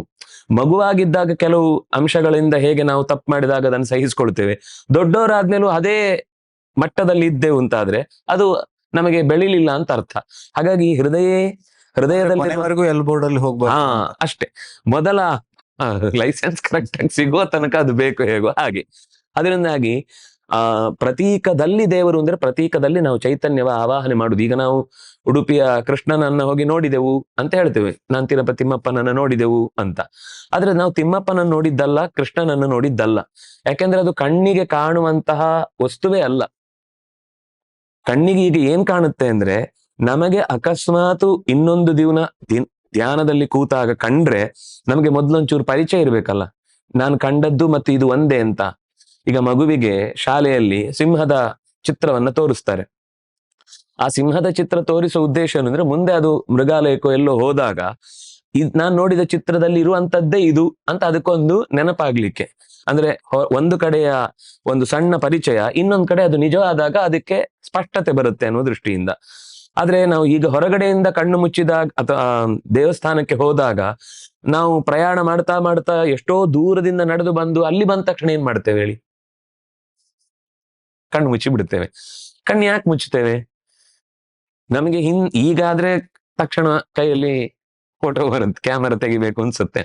ಅದನ್ನ ದೇವರೇ ನಮ್ಗೆ ಕೊಟ್ಟದ್ದು. ನಾವು ಕಣ್ಣು ಮುಚ್ಚುದು ಅಂದ್ರೆ ಅದನ್ನ ಕ್ಯಾಪ್ಚರ್ ಮಾಡುದು. ಮಾಡೋದು. ನಾವು ಕ್ಯಾಪ್ಚರ್ ಮಾಡಿ ಇಲ್ಲಿ ಇಟ್ಕೊಂಡು ನಾನ್ ಮನೆಗೆ ಬಂದ ಮೇಲೆ ಮತ್ತೊಮ್ಮೆ ನಾನು ಕಣ್ಣು ಮುಚ್ಚಿ ಕೂತಾಗ ನಂಗೆ ಅದು ಮತ್ತೆ ನೆನಪಾಗ್ಬೇಕು. ಆಗ ನೆನಪಾದ್ರೆ ನಾವ್ ಅಲ್ಲಿಗೆ ಹೋಗಿ ಬಂದದ್ ಸಾರ್ಥಕ. ಅಲ್ಲಿ ನಾವು ಈಗ ದೇವಸ್ಥಾನದಲ್ಲಿ ಇಟ್ಟದ್ದು ಏನು ಅಂತಂದ್ರೆ, ದೇವಸ್ಥಾನದ ದೇವರು ಹೇಗಿರ್ತಾನೆ ಅಂತ ನಮಗೊಂದು ಪ್ರತೀಕದ ಪರಿಚಯ ಹೊರತು ಅದೇ ದೇವರಲ್ಲ, ಅದರಲ್ಲಿ ದೇವರು. ಆ ತರ ಅದರಲ್ಲಿ ನೋಡಿ ನೀವು ಗಮನಿಸಿ, ದೇವರು ಅದೇ ರೂಪದಲ್ಲಿ ಇರ್ತಾನೆ ಅಂತನಾ? ಅಲ್ಲಿ ಆವಾಹನೆ ಮಾಡಿದಾಗ ಆ ರೂಪದಲ್ಲಿ ಇದ್ದಾನೆ. ಹಾ, ದೇವರಿಗೆ ಒಂದೇ ರೂಪ ಅಲ್ಲಲ್ವಾ? ಅಲ್ಲ, ಎಲ್ಲಾ ತರದ ಪ್ರತೀಕಗಳಲ್ಲೂ ಎಲ್ಲದರಲ್ಲೂ ಅವನಿದ್ದಾನೆ. ಅಂದ್ರೆ ಅಷ್ಟೂ ರೂಪಗಳು ಅವನಿಗಿದೆ. ಸಹಸ್ರ ಶೀರ್ಷ ಪುರುಷ, ಸಹಸ್ರಾಕ್ಷ ಸಹಸ್ರಪಾತ್, ಅವನಿಗೆ ಸಾವಿರಾರು ತರದ ರೂಪಗಳು. ಇಲ್ಲಿ ಅವನನ್ನು ಆ ರೀತಿ ಪ್ರತೀಕದಲ್ಲಿ ಪೂಜಿಸಿದ್ದಾರೆ. ಈಗ ತಿಮ್ಮಪ್ಪನನ್ನ ಅಲ್ಲಿ ಅವರು ಪ್ರತಿಷ್ಠೆ ಮಾಡುವಾಗ ವೆಂಕಟರಮಣ ಅಂತ ಪ್ರತಿಷ್ಠೆ ಮಾಡಿದ್ರಿಂದ ಅವನನ್ನ ಆ ರೀತಿ ಈಗ ಭಕ್ತರು ಉಪಾಸನೆ ಮಾಡ್ತಾರೆ. ಉಡುಪಿಯಲ್ಲಿ ಕೃಷ್ಣನನ್ನ ಹಾಗೆ ಪ್ರತಿಷ್ಠೆ ಮಾಡಿದ್ರಿಂದ ಅವನು ಕೃಷ್ಣ ಅಂದ್ರೆ ಕಡಗೋಲಿದೆ, ಕೈಯಲ್ಲಿ ಒಂದು ಹಗ್ಗ ಇದೆ, ಮೇಲೆ ಒಂದು 3 ಶಿಖೆಗಳಿವೆ. ಅಂದ್ರೆ ನೀವು ಅದೇ ತರದ ಲಕ್ಷಣ ಬೇರೆ ಏನೇ ಒಂದು ಸಂಗತಿಗಳು ಬಂದ್ರು ಕೂಡ, ಬೇರೆ ದೇವತಾ ಚಿಂತನೆಗಳು ಬಂದ್ರೂ ಕೂಡ, ಇಲ್ಲಿ ಅವರು ಉಪಾಸನೆ ಮಾಡಿದ್ದು ಅಲ್ಲಿಂದ ಇಲ್ಲಿ ತನಕ, ಅಂದ್ರೆ ಯಾವತ್ತಿನಿಂದ ಪ್ರತಿಷ್ಠೆ ಆಗಿದೋ ಇಲ್ಲಿಂದ ಅಲ್ಲಿಯ ತನಕ, ಅದರಲ್ಲಿ ಅವರು ಹೇಳಿದ್ದು ಕೃಷ್ಣನನ್ನೇ. ಆದ್ರಿಂದಾಗಿ ಆ ಕೃಷ್ಣನ ಪ್ರತೀಕವನ್ನು ನೋಡಿದವನಿಗೆ ಮನೆಗೆ ಬಂದ ಮೇಲೆ ಒಂದ್ಸರ್ತಿ ಆ ನೆನಪಿಗೆ ಆ ಪ್ರತೀಕವನ್ನ ನೆನಪಿಸಿಕೊಂಡು ತನ್ನೊಳಗೆ ಮತ್ತೆ ಕಾಣಬೇಕು, ಹೊರಗಿನಿಂದ ಕಂಡದ್ದಲ್ಲ. ಇದಕ್ಕೊಂದು ಸೂಚನೆಯಾಗಿ ಭಾಗವತದಲ್ಲಿ ಬರುವ ಕಥೆ ಹೇಳುವುದಾದ್ರೆ, ಕರ್ದಮ ಪ್ರಜಾಪತಿ ದೇವಹೂತಿಯನ್ನು ಮದುವೆಯಾಗಿ ಅವನಿಗೊಬ್ಬ ಮಗ ಹುಡ್ತಾನೆ, ಕಪಿಲ ಅಂತ ಒಬ್ಬ ಮಗ ಹುಡ್ತಾನೆ. ಆ ಕಪಿಲ ವಸ್ತುತಃ ಭಗವಂತನ ರೂಪ. ತಾಯಿಗೆ ಉಪದೇಶಕ್ಕೆ ದೇವರನ್ನು ಬಿಟ್ಟು ಇವನ್ ತಪಸ್ಸಿಗೆ ಹೋಗ್ತಾನೆ. ದೇವ್ರ ಮನೆಯಲ್ಲೇ ಹುಟ್ಟಿ ಇವನ್ ಎಲ್ಲಿಗೆ ತಪಸ್ಸಿಗೆ ಹೋದ ಅಂತ ಕೇಳಿದಾಗ ಅಲ್ಲೇ ಅವರೇ ಹೇಳುದು, ಆಮೇಲೆ ದೇವ್ರ ಹತ್ರ ಪರ್ಮಿಷನ್ ತಗೊಂಡು ಹೋಗ್ತಾನ ಅವನು, ನಾನು ತಪಸ್ಸಿಗೆ ಹೋಗ್ತೇನೆ. ಆಗ ದೇವ್ರು ಕೇಳಿಲ್ಲ, ನಾನು ಇಲ್ಲೇ ಇದನ್ನ ಎಲ್ಲಿ ಹೋಗ್ತೀನಿ ಅಂತ. ಹೊರಗಿನ ಕಣ್ಣಿನಿಂದ ಏನು ಕಂಡ್ರೂ ಕೂಡ ಅದನ್ನ ಮತ್ತೆ ನಾನು ಧ್ಯಾನಸ್ಥ ಸ್ಥಿತಿಯಲ್ಲಿ ನನ್ನ ಒಳಗಣ್ಣಿನಿಂದ ಕಂಡ್ರೆ ಮಾತ್ರ ಅದು ನಿಜವಾದ ಅಪರೋಕ್ಷ, ಅಂದ್ರೆ ಅಂತರಂಗದ ಸಾಕ್ಷಾತ್ಕಾರ. ಆ ಸಾಕ್ಷಾತ್ಕಾರ ಆಗುದಕ್ಕೆ ಹೊರಗೆ ಕಂಡದ್ದನ್ನ ನಾವು ಮಾಧ್ಯಮವಾಗಿ ಬಳಸ್ಕೊಳ್ಳುವುದು ಹೊರತು, ಹೊರಗೆ ಕಂಡದ್ರಿಂದನೇ ಮೋಕ್ಷ ಆಗುದಾದ್ರೆ ದುರ್ಯೋಧನನಿಗೆ ಕೃಷ್ಣ ಕಂಡಿದ್ದ, ಮೋಕ್ಷ ಆಗ್ಬೇಕಿತ್ತು. ಅರ್ಥನೇ ಆಗ್ಲಿಲ್ಲ ಅವನಿಗೆ ದೇವ್ರು ಏನು ಅಂತ. ಅದರಿಂದಾಗಿ ಹೊರಗೆ ಕಾಣುವುದ್ರಿಂದ ಯಾವ ಸಿದ್ಧಿಯೂ ಉಂಟಾಗುದಿಲ್ಲ. ಹೊರಗೆ ಕಾಣುವುದನ್ನ ಕಣ್ಣು ಮುಚ್ಚಿ ನಾವು ಒಳಗೆ ಧಾರಣೆ ಮಾಡುವುದು ಯಾಕೆಂದ್ರೆ, ಮತ್ತೆ ನಾನು ಏಕಾಂತಕ್ಕೆ ಹೋದಾಗ ಅದನ್ನು ಮತ್ತೆ ಒಳಗಿನಿಂದ ನನ್ನಲ್ಲಿ ತಂದ್ಕೋಬೇಕು. ಅದು ನನ್ನ ಸೊತ್ತಾದಾಗ, ಆತ್ಮಸಾತ ಆದಾಗ ನಮಗೆ ಆ ಪ್ರಕ್ರಿಯೆ ಅನ್ನೋದು ಪ್ರತಿಮೆಯ ಸಹಕಾರ ಸಿಗುತ್ತೆ. ಎಲ್ಲ ಕಡೆ ಇದ್ದಾನೆ ದೇವರು. ಆದ್ರೂ ಪ್ರತೀಕವನ್ನು ಯಾಕೆ ನಾವು ಪ್ರತ್ಯೇಕವಾಗಿ ಮತ್ತೊಂದು ಸ್ಥಾನದಲ್ಲಿ ಗುರುತಿಸುವುದು ಅಂದ್ರೆ, ಎಲ್ಲ ಕಡೆ ಇರುವ ಸಂಗತಿಯನ್ನು ನಮಗೆ ಗ್ರಹಿಸುವಷ್ಟು ಶಕ್ತಿ ಇಲ್ಲ. ಗಾಳಿ ಎಲ್ಲ ಕಡೆ ಇದ್ರೂ ಕೂಡ ನಾವು ಮತ್ತೆ ಟೈರ್ಗೆ ಪಂಕ್ಚರ್ ಆದಾಗ ವಾಪಸ್ ಹಾಕ್ಲೇಬೇಕಾ? ಗಾಳಿ ಇದೆ ಅಲ್ವಾ, ಅದರಲ್ಲಿ ಹೋಗಿ ಅಂದ್ರೆ ಆಗುದಿಲ್ಲ. ನಮ್ಗೆ ಅದು ಪ್ರತ್ಯೇಕವಾಗಿ ಹೋಗುವುದಕ್ಕೆ ಒಂದು ಯಾವುದೇ ತರದ ಅಡೆತಡೆ ಇಲ್ಲದಂತೆ ಸಾಗಬೇಕು ಅಂದ್ರೆ ಗಾಳಿ ಮತ್ತೆ ಅದ್ರಲ್ಲಿ ತುಂಬಿಸ್ಬೇಕು ಹೇಗೋ ಹಾಗೆ. ಇದು ಒಂದು ನಮಗೆ ಹೃದಯಕ್ಕೆ ಹತ್ರ ಆಗುವುದಕ್ಕೆ ಒಂದು ಪ್ರತೀಕದಲ್ಲಿ ದೇವರನ್ನು ನೆನೆದು ನನ್ನೊಳಗೆ ತಂದುಕೊಳ್ಳುವುದಕ್ಕೊಂದು ದಾರಿ ಅದು. ಹಾಗಾಗಿ ಪ್ರತೀಕವೇ ದೇವರಲ್ಲ ಅನ್ನೋದು ನೂರಾರು ಬಾರಿ ಹಲವು ಸಂಗತಿಗಳ ವಿಶ್ಲೇಷಣೆ ಮಾಡುವಾಗ ಅದನ್ನು ಒತ್ತು ಕೊಡ್ತಾರೆ. ಅದರಿಂದಾಗಿ ನಮಗೆ ಪ್ರತೀಕ ಅನ್ನೋದು ತುಂಬಾ ಇಂಪಾರ್ಟೆಂಟ್. ಆದ್ರೆ ಪ್ರತೀಕವೇ ದೇವರು ಅಂತ ಅನ್ನುವ ಚಿಂತನೆ ಎಂದಿಗೂ ಕೂಡ ಶಾಸ್ತ್ರ ಒಪ್ಪುದಿಲ್ಲ. ಉಪಾಸನೆಯಲ್ಲೂ ಅದು ಮಾಧ್ಯಮ ಮಾತ್ರ ಸರಿಯಾದ ಶಬ್ದ. ನಮಗೊಂದು ಮಧ್ಯದಲ್ಲಿ ಮೀಡಿಯೇಟರ್ ತರ. ಬಟ್ ಮಾಧ್ಯಮವೇ ದೇವರು ಅಂತ ಆಗುದಿಲ್ಲ, ಅಂದ್ರೆ ನೀವು ಹೇಳ್ಬೇಕು. ಅಲ್ಲ, ಅಂದ್ರೆ ಈ ರೀತಿ ಯೋಚನೆ ಅಂದ್ರೆ ಇದು ಯಾಕೆ ಜನರಿಗೆ ಇದ್ರ ಬಗ್ಗೆ? ಅಂದ್ರೆ ಒಂದೇ ಸರ್ತಿಗೆ ನಮಗೆ ಸೀದಾ ಉಪ್ಪರಿಗೆ ಹೋಗ್ಲಿಕ್ಕೆ ಆಗಲ್ಲ. ಅದು ಕೆಲವು, ಅದೇ ನಾನಾಗ ಹೇಳಿದ್ದು, ಭಾವುಕತೆಯ ಹಂತಕ್ಕೆ ಬಂದಾಗ ಕೆಲವೊಂದ್ ಸರ್ತಿ ಆ ಮನಸ್ಥಿತಿಯಲ್ಲಿ ಇರುತ್ತೆ. ಆದ್ರೆ ಅದಕ್ಕೆ ಜ್ಞಾನ ದಿನದಿಂದ ದಿನಕ್ಕೆ ಬೆಳೆದು ದೊಡ್ಡದಾದಾಗ ಗೊತ್ತಾಗುತ್ತೆ, ಅಲ್ಲಿರುವುದನ್ನ ನಾನು ನೋಡ್ಲಿಕ್ಕಿರುವುದಲ್ಲ, ನನ್ನೊಳಗೆ ನಾನು ಮಾಂಸದ ಕಣ್ಣಿಗೆ ಏನ್ ಕಾಣುತ್ತೋ ಅದು ಹೊರಗಿನದ್ದು ಕೂಡ ಅಂಥದ್ದೇ ಭೌತಿಕವಾದ ಪದಾರ್ಥ. ಆದ್ರಿಂದ ನಾವು ಅಭೌತಿಕತೆಯ ಕಡೆಗೆ ಹೋಗ್ಬೇಕು ಅಂದ್ರೆ ನನ್ನೊಳಗೆ ಇರುವ ನನ್ನ ಸೋಲ್ ಜೀವದ ಕಣ್ಣೇನಿದೆ ಅಲ್ಲಿಂದ ನಾನು ಕಾಣುವ ಪ್ರಯತ್ನ ಮಾಡಿದಾಗ ಅದು ಸಾಕ್ಷಾತ್ಕಾರ ಅಂತ ಅನಿಸಿಕೊಳ್ಳುತ್ತೆ. ಅದಕ್ಕೆ ದಾರಿ ಅದು. ಮತ್ತೆ ನೀವು ಅದೇ ಆವಾಹನೆ ಮಾಡೋದು ಅಂತ ಹೇಳಿದ್ರಿ, ಹೌದು. ಅಲ್ಲಿ ಆರಾಧನೆ ಸಮಯದಲ್ಲಿ ಆವಾಹನೆ ಮಾಡೋದು ಸರಿ, ಹೌದು. ಬಟ್ ಈ ಪ್ರಾಣ ಪ್ರತಿಷ್ಠೆ ಮಾಡೋದು ಅಂತ ಇರುತ್ತೆ. ಹ್ಮ್. ಸೊ ಈ ಆವಾಹನೆಗೂ ಈ ಪ್ರಾಣ ಈಗ ಪ್ರತಿಷ್ಠೆ ಆವಾಹನೆ ಅಂದ್ರೆ ನಮ್ಮ ನಿತ್ಯದ ಅನುಷ್ಠಾನಕ್ಕಾಗಿ ನಾವು ನನ್ನ ಹೃತ್ಕಮಲದಲ್ಲಿ ಇರುವಂತಹ ಭಗವದ್ ರೂಪವನ್ನೇ, ಅದು ನನ್ನ ಮನೆಯದ್ದಾದ್ರೆ ನಾನು ಹೃತ್ಕಮಲದಿಂದ ಅದನ್ನು ಪೂಜಿಸ್ತೇನೆ. ನಾನು ಯಾವುದೋ ದೇವಸ್ಥಾನದಲ್ಲಿ ಅಥವಾ ಇನ್ನೊಬ್ಬರ ಮನೆಯಲ್ಲಿ ನಾನು ಏನಾದ್ರೂ ಆರಾಧನೆ ಮಾಡ್ತಾ ಇದ್ದೇನೆ ಅಂದ್ರೆ ಸೂರ್ಯಮಂಡಲದಿಂದ ಅಥವಾ ಅಗ್ನಿಮಂಡಲದಿಂದ ಚಂದ್ರಮಂಡಲದಿಂದ ತಂದು ಅಲ್ಲಿ ಪೂಜೆ ಮಾಡಿ ಮತ್ತೆ ವಾಪಸ್ಸು. ಹಾಗೆ ವ್ಯತ್ಯಾಸ ಇದೆ. ಅದು ನನ್ಗೆ ವ್ಯಕ್ತಿಗತ ಆದಾಗ ನಾನು ನನ್ನ ಆತ್ಮ ಸಾಧನೆಗೋಸ್ಕರ ಅದನ್ನ ಮಾಡುದು. ನನ್ನ ನಿತ್ಯದ ಮನೆಯ ಪೂಜೆ ಆಗುವಾಗ ಮನೆಯ ಪೂಜೆಯನ್ನ ದೇವಸ್ಥಾನದಲ್ಲಿ ಮಾಡ್ಲಿಕ್ಕಾಗಲ್ಲ. ಯಾಕೆಂದ್ರೆ ನಾನ್ ಪ್ರತ್ಯೇಕ ಮಾಡಿ ಮತ್ತೆ, ಯಾಕೆಂದ್ರೆ ದೇವಸ್ಥಾನದಲ್ಲಿ ನಾನೊಬ್ಬನೇ ಅಲ್ಲಿ ಪ್ರಾರ್ಥನೆ ಮಾಡುವುದಲ್ಲ, ಇಡೀ ಊರಿನ 10 ಸಮಸ್ತರು ಬರ್ತಾರೆ, ಅವರೆಲ್ಲರನ್ನು ಪ್ರತಿನಿಧಿಸುವ ಶಕ್ತಿ ಸೂರ್ಯ. ಅದನ್ನಾಗಿ ಸೂರ್ಯನಿಂದ ಆ ಪ್ರತೀಕಕ್ಕೆ ಆವಾಹನೆ ಮಾಡಿ ಎಲ್ಲರಿಗೂ ಸಂಬಂಧಪಟ್ಟ ಪ್ರಾರ್ಥನೆಗೆ ಬಲ ಸಿಗುವಂತೆ ಮಾಡುವಂತದ್ದು ಅಲ್ಲಿಯ ಆವಾಹನೆಯ ಕ್ರಮ. ಅಂದ್ರೆ ಆವಾಹನೆಯಲ್ಲಿ 2 ಮುಖ, ನನಗಾಗಿ ಮಾಡುವಾಗ ಹೃತ್ಕಮಲದಿಂದ, ಬೇರೆಯವರಿಗೋಸ್ಕರ ಎಲ್ಲ ಕಡೆ ಇರುವವನು ಅವನೇ ಅಲ್ವಾ? ಅವನೇ. ಹೌದು, ಅದಕ್ಕೆ ನಾನು ಹೇಳಿದ್ದು ಎಲ್ಲರನ್ನ ಪ್ರತಿನಿಧಿಸುವ ಶಕ್ತಿ ಸೂರ್ಯನಿಂದ ಆಗುದಾದ್ರಿಂದ ನನ್ಗೆ, ನಾನು ಇನ್ನೊಬ್ಬನಿಗೆ ನನ್ನ ಯೋಚನೆಯಿಂದ ಅವರಿಗೆ ನಾನು ಫಲ ಕೊಡಿಸ್ಲಿಕ್ಕೆ ಆಗುದಿಲ್ಲ. ಎಲ್ರಿಗೂ ಫಲ ಎಲ್ಲಿಂದ ಸಿಗುತ್ತೋ ಅಲ್ಲಿಂದ ಕೊಡಿಸ್ಬೇಕು. ಎರಡೂ ಒಬ್ಬರೇ ಆದ್ರೂ ಅದೇ ಎರಡೂ ಬೇರೆ, ಅಂದ್ರೆ ಪ್ರತೀಕಗಳು ಬೇರೆಯಾಗಿ ಏನ್ ಹೇಳುದು, ಈಗ ಕೆಲವು ನಿಯಮ ಇರುತ್ತೆ. ವಸ್ತುತಃ ನೀವು ನನಗೆ ನೇರವಾಗಿ ಸಂಬಂಧಿತ ವಿಷಯದಲ್ಲಿ ಏನೋ ಒಂದು ಸಹಾಯ ಮಾಡುವುದಾದ್ರೂ ನೀವು ನಿಮ್ಮ ವ್ಯವಸ್ಥಾಪಕರ ಹತ್ರ ಹೇಳ್ತೀರಿ, ಯಾಕಂದ್ರೆ ಅದು ಅವರಿಗೂ ಗೊತ್ತಿದ್ರೆ ನನಗೆ ಬಂದದ್ದು ಅವರಿಗೂ ಗೊತ್ತಿರುತ್ತೆ ಅಂದಾಗಿ ತೊಂದರೆ ಆಗಲ್ಲ. ಅವ್ರಿಗೆ ಗೊತ್ತಾಗದಾಗಿ ನೀವು ಕೊಟ್ರೆ ಅವರು ಯಾವತ್ತೋ ಒಂದ್ ದಿವಸ ಯಾರೋ ಮಧ್ಯದಲ್ಲಿ ಸ್ಕಿಪ್ ಮಾಡಿದ್ದಾರೆ, ಇಲ್ಲ ನಾನೇ ಹೇಳಿದ್ದು ಅಂತ ಆಮೇಲೆ ಹೇಳ್ಬೇಕಾಗತ್ತೆ. ಅದರ ಬದಲು ನೀವು ಅವ್ರ ಹತ್ರ ಹೇಳಿ ಕೊಟ್ರೆ ನಿಮ್ಗೂ ನೀವೇ ಕೊಟ್ಟಾಗಾಯ್ತು, ಅವರ ಮೂಲಕ ಕೊಡಿಸಿದಾಗ ಮಧ್ಯದಲ್ಲಿ ಯಾವುದೇ ಈ ನಿಯಮಗಳು ಭಂಗ ಆಗ್ಲಿಲ್ಲ. ಹಾಗೆ ಆ ಸೂರ್ಯನ ಮೂಲಕನೇ ಲೋಕದಲ್ಲಿ ಎಲ್ರಿಗೂ ಸಿಗುವುದು ಅಂತ ಅನ್ನೋ ಒಂದು ವ್ಯವಸ್ಥೆ ಇರುವುದರಿಂದ ಅದನ್ನು ಸೂರ್ಯ ಆರಾಧನೆ ಮೂಲಕ. ಮತ್ತೇನಂದ್ರೆ ಅವರವರಿಗೆ ಅವರವರದ್ದೇ ಆದ ಬೇರೆ ಬೇರೆ ಚಿಂತನೆಗಳಿರ್ತವೆ, ಎಲ್ಲರ ಉಪಾಸನೆ ಒಂದೇ ರೀತಿ ಇರುವುದಿಲ್ಲ. ಸೂರ್ಯನಿಂದ ಆದಾಗ ಎಲ್ಲರಿಗೂ ಸಮಾನ, ಆದ್ರೆ ನನ್ನ ತರನೇ ನೀವು ಉಪಾಸನೆ ಮಾಡ್ಬೇಕು ಅಂತಿಲ್ಲ. ಅದು ನನ್ನ ವ್ಯಕ್ತಿಗತ ಪರ್ಸನಲ್ ಅಂತ ಹೇಳ್ಬೋದು. ಅದನ್ನ ಉಪಾಸನೆಯನ್ನ ಪರ್ಸನಲ್ ಅಂತ ಹೇಳ್ಬೋದು. ದೇವರೊಬ್ಬನೇ ಆದ್ರೂ ನಾನು ಅದನ್ನ ಉಪಾಸನೆ ಮಾಡುವ ರೂಪ ಉಂಟಲ್ಲ, ಅದು ನನಗೆ ಸಂಬಂಧಿಸಿದ್ದು. ಆದ್ರೆ ಎಲ್ಲರಿಗೂ ಉಪಾಸನೆಗೆ ಸಂಬಂಧಪಟ್ಟ ರೂಪ ಸೂರ್ಯ ಆದ್ರಿಂದಾಗಿ ಆ ಸೂರ್ಯನ ಮೂಲಕವಾಗಿ ಆ ಪ್ರತೀಕದಲ್ಲಿ ಆವಾಹನೆ ಮಾಡಿ ಆ ಮೂಲಕ ಎಲ್ಲರಿಗೂ ಅದು ಲೋಕಕ್ಕೆ ಹಿತವಾಗುವಂತೆ ಮಾಡುವುದು, ಭಗವಂತನಿಂದಲೇ ಹಿತ ಆಗುವಂತೆ ಕೇಳುವುದು. ಆದ್ರೆ ಅದರ ಬೇರೆ, ಯಾಕೆಂದ್ರೆ ಅದರ ಶಕ್ತಿ ದೊಡ್ಡದು. ಸೊ ಹೆಚ್ಚಾಗಿ ಸೂರ್ಯನಿಂದಲೇ, ಯಾಕೆಂದ್ರೆ ನನ್ನ ಶಕ್ತಿ ಅತ್ಯಂತ ಸೀಮಿತವಾದದ್ದು. ಆದ್ರೆ ಸೂರ್ಯನಿಂದ ಕೊಡುವ ಶಕ್ತಿ, ಸೌರಶಕ್ತಿ ಅಂದ್ರೆ ನಮ್ಗೆ ಗೊತ್ತು, ಅದು ಜಗತ್ತಿನ ಎಲ್ಲ ಮೂಲೆಗಳನ್ನು ತಲುಪುವಂಥದ್ದು. ಹಾಗಾಗಿ ಎಲ್ಲೋ ಅಮೆರಿಕಾದಲ್ಲಿದ್ದವನು ಕೂಡ ಇಲ್ಲಿಗೆ ಒಂದು ಏನೋ ಪ್ರಾರ್ಥನೆ ಮಾಡ್ಕೊಂಡ ಅಂದ್ರೆ ಅವನಿಗೆ ಫಲಿಸತ್ತೆ, ಯಾಕಂದ್ರೆ ಅದು ಕನೆಕ್ಷನ್ ಅಂತ ದೊಡ್ಡದದು. ಅದರಿಂದಾಗಿ ಯಜ್ಞ ಯಾಗಾದಿಗಳನ್ನು ಮಾಡುವಾಗ್ಲೂ ಕೂಡ ಸೂರ್ಯಮಂಡಲದಿಂದಲೇ ಆವಾಹನ ಮಾಡಿ ಕೊಡುವುದು. ಯಾಕೆಂದ್ರೆ ಸೂರ್ಯನ ಕಿರಣಗಳಲ್ಲಿ ಹಾಕಿದ ಆಹುತಿಗಳ ಆ ಒಂದು ಶಕ್ತಿ ಸಂಕ್ರಾಂತ ಆಗಿ ಅದು ಸೂರ್ಯನ ಮೂಲಕ ಎಲ್ಲಿಗೆ ಸೇರ್ಬೇಕೋ ಅವ್ರಿಗೆ ಅದು ಮುಟ್ಟತ್ತೆ. ಅಂದ್ರೆ ಇದೆಲ್ಲ ನಮಗೆ ಹೊರಗಿನ ಈಗ ಹೇಳಿದ್ರೆ ಇದೇನೋ ಕಣ್ಣಿಗೆ ಕಾಣದ ಅಥವಾ ಅನುಭವಕ್ಕೆ ಬರದ ಸಂಗತಿಗಳನ್ನ ಹೇಳ್ತೇವೆ ಅಂತ ಅನ್ಸುತ್ತೆ. ಆದ್ರೆ ಸೌರಶಕ್ತಿಯ ಮಹಿಮೆಯನ್ನ ನಾವು ಸುಲಭದಲ್ಲಿ ಅದನ್ನ ಅರಗಿಸಿಕೊಳ್ಳಿಕ್ಕಾಗುವಂಥದ್ದಂತೂ ಅಲ್ಲ. ಆದ್ರೆ ಮೂರ್ತಿ ಪೂಜೆ ಅನ್ನೋದು ಇರ್ಲಿಲ್ಲ, ಮತ್ತೆ ನಂತರ ಈ ಪ್ರತೀಕದಲ್ಲಿ ಬಂದು ಇದು ಮಾಡೋದು ಅಂತ ಹೇಳಿದ್ರೆ, ಹೌದು, ಇದು ಹೇಗೆ ಡೆವಲಪ್ ಆಯ್ತು, ಹೌದಾ ಅನ್ನೋದು ಒಂದು ಪ್ರಶ್ನೆ ಬರುತ್ತೆ. ಪ್ಲಸ್ ಅದು ಹೇಗೆ ರೂಪ ಪಡಿತು ಅದರ ಬಗ್ಗೆ. ಖಂಡಿತ. ಒಂದೇನು ಅಂದ್ರೆ, ಯಾವಾಗ ಮನುಷ್ಯನ ಅರಿವಿನ ಮಟ್ಟ ದೊಡ್ಡದಿರುತ್ತೋ ಅವನಿಗೆ ಈ ಉಳಿದ ಸಣ್ಣ ಪ್ರತೀಕಗಳು ಬೇಕಾಗುದಿಲ್ಲ. ಯಾಕಂದ್ರೆ ಅವನು ಎಲ್ಲಿ ನೋಡಿದ್ರು ಭಗವಂತನ ಅಸ್ತಿತ್ವದ ನೆನಪು ಅವನಲ್ಲಿ ಜಾಗೃತವಾಗಿರುತ್ತೆ.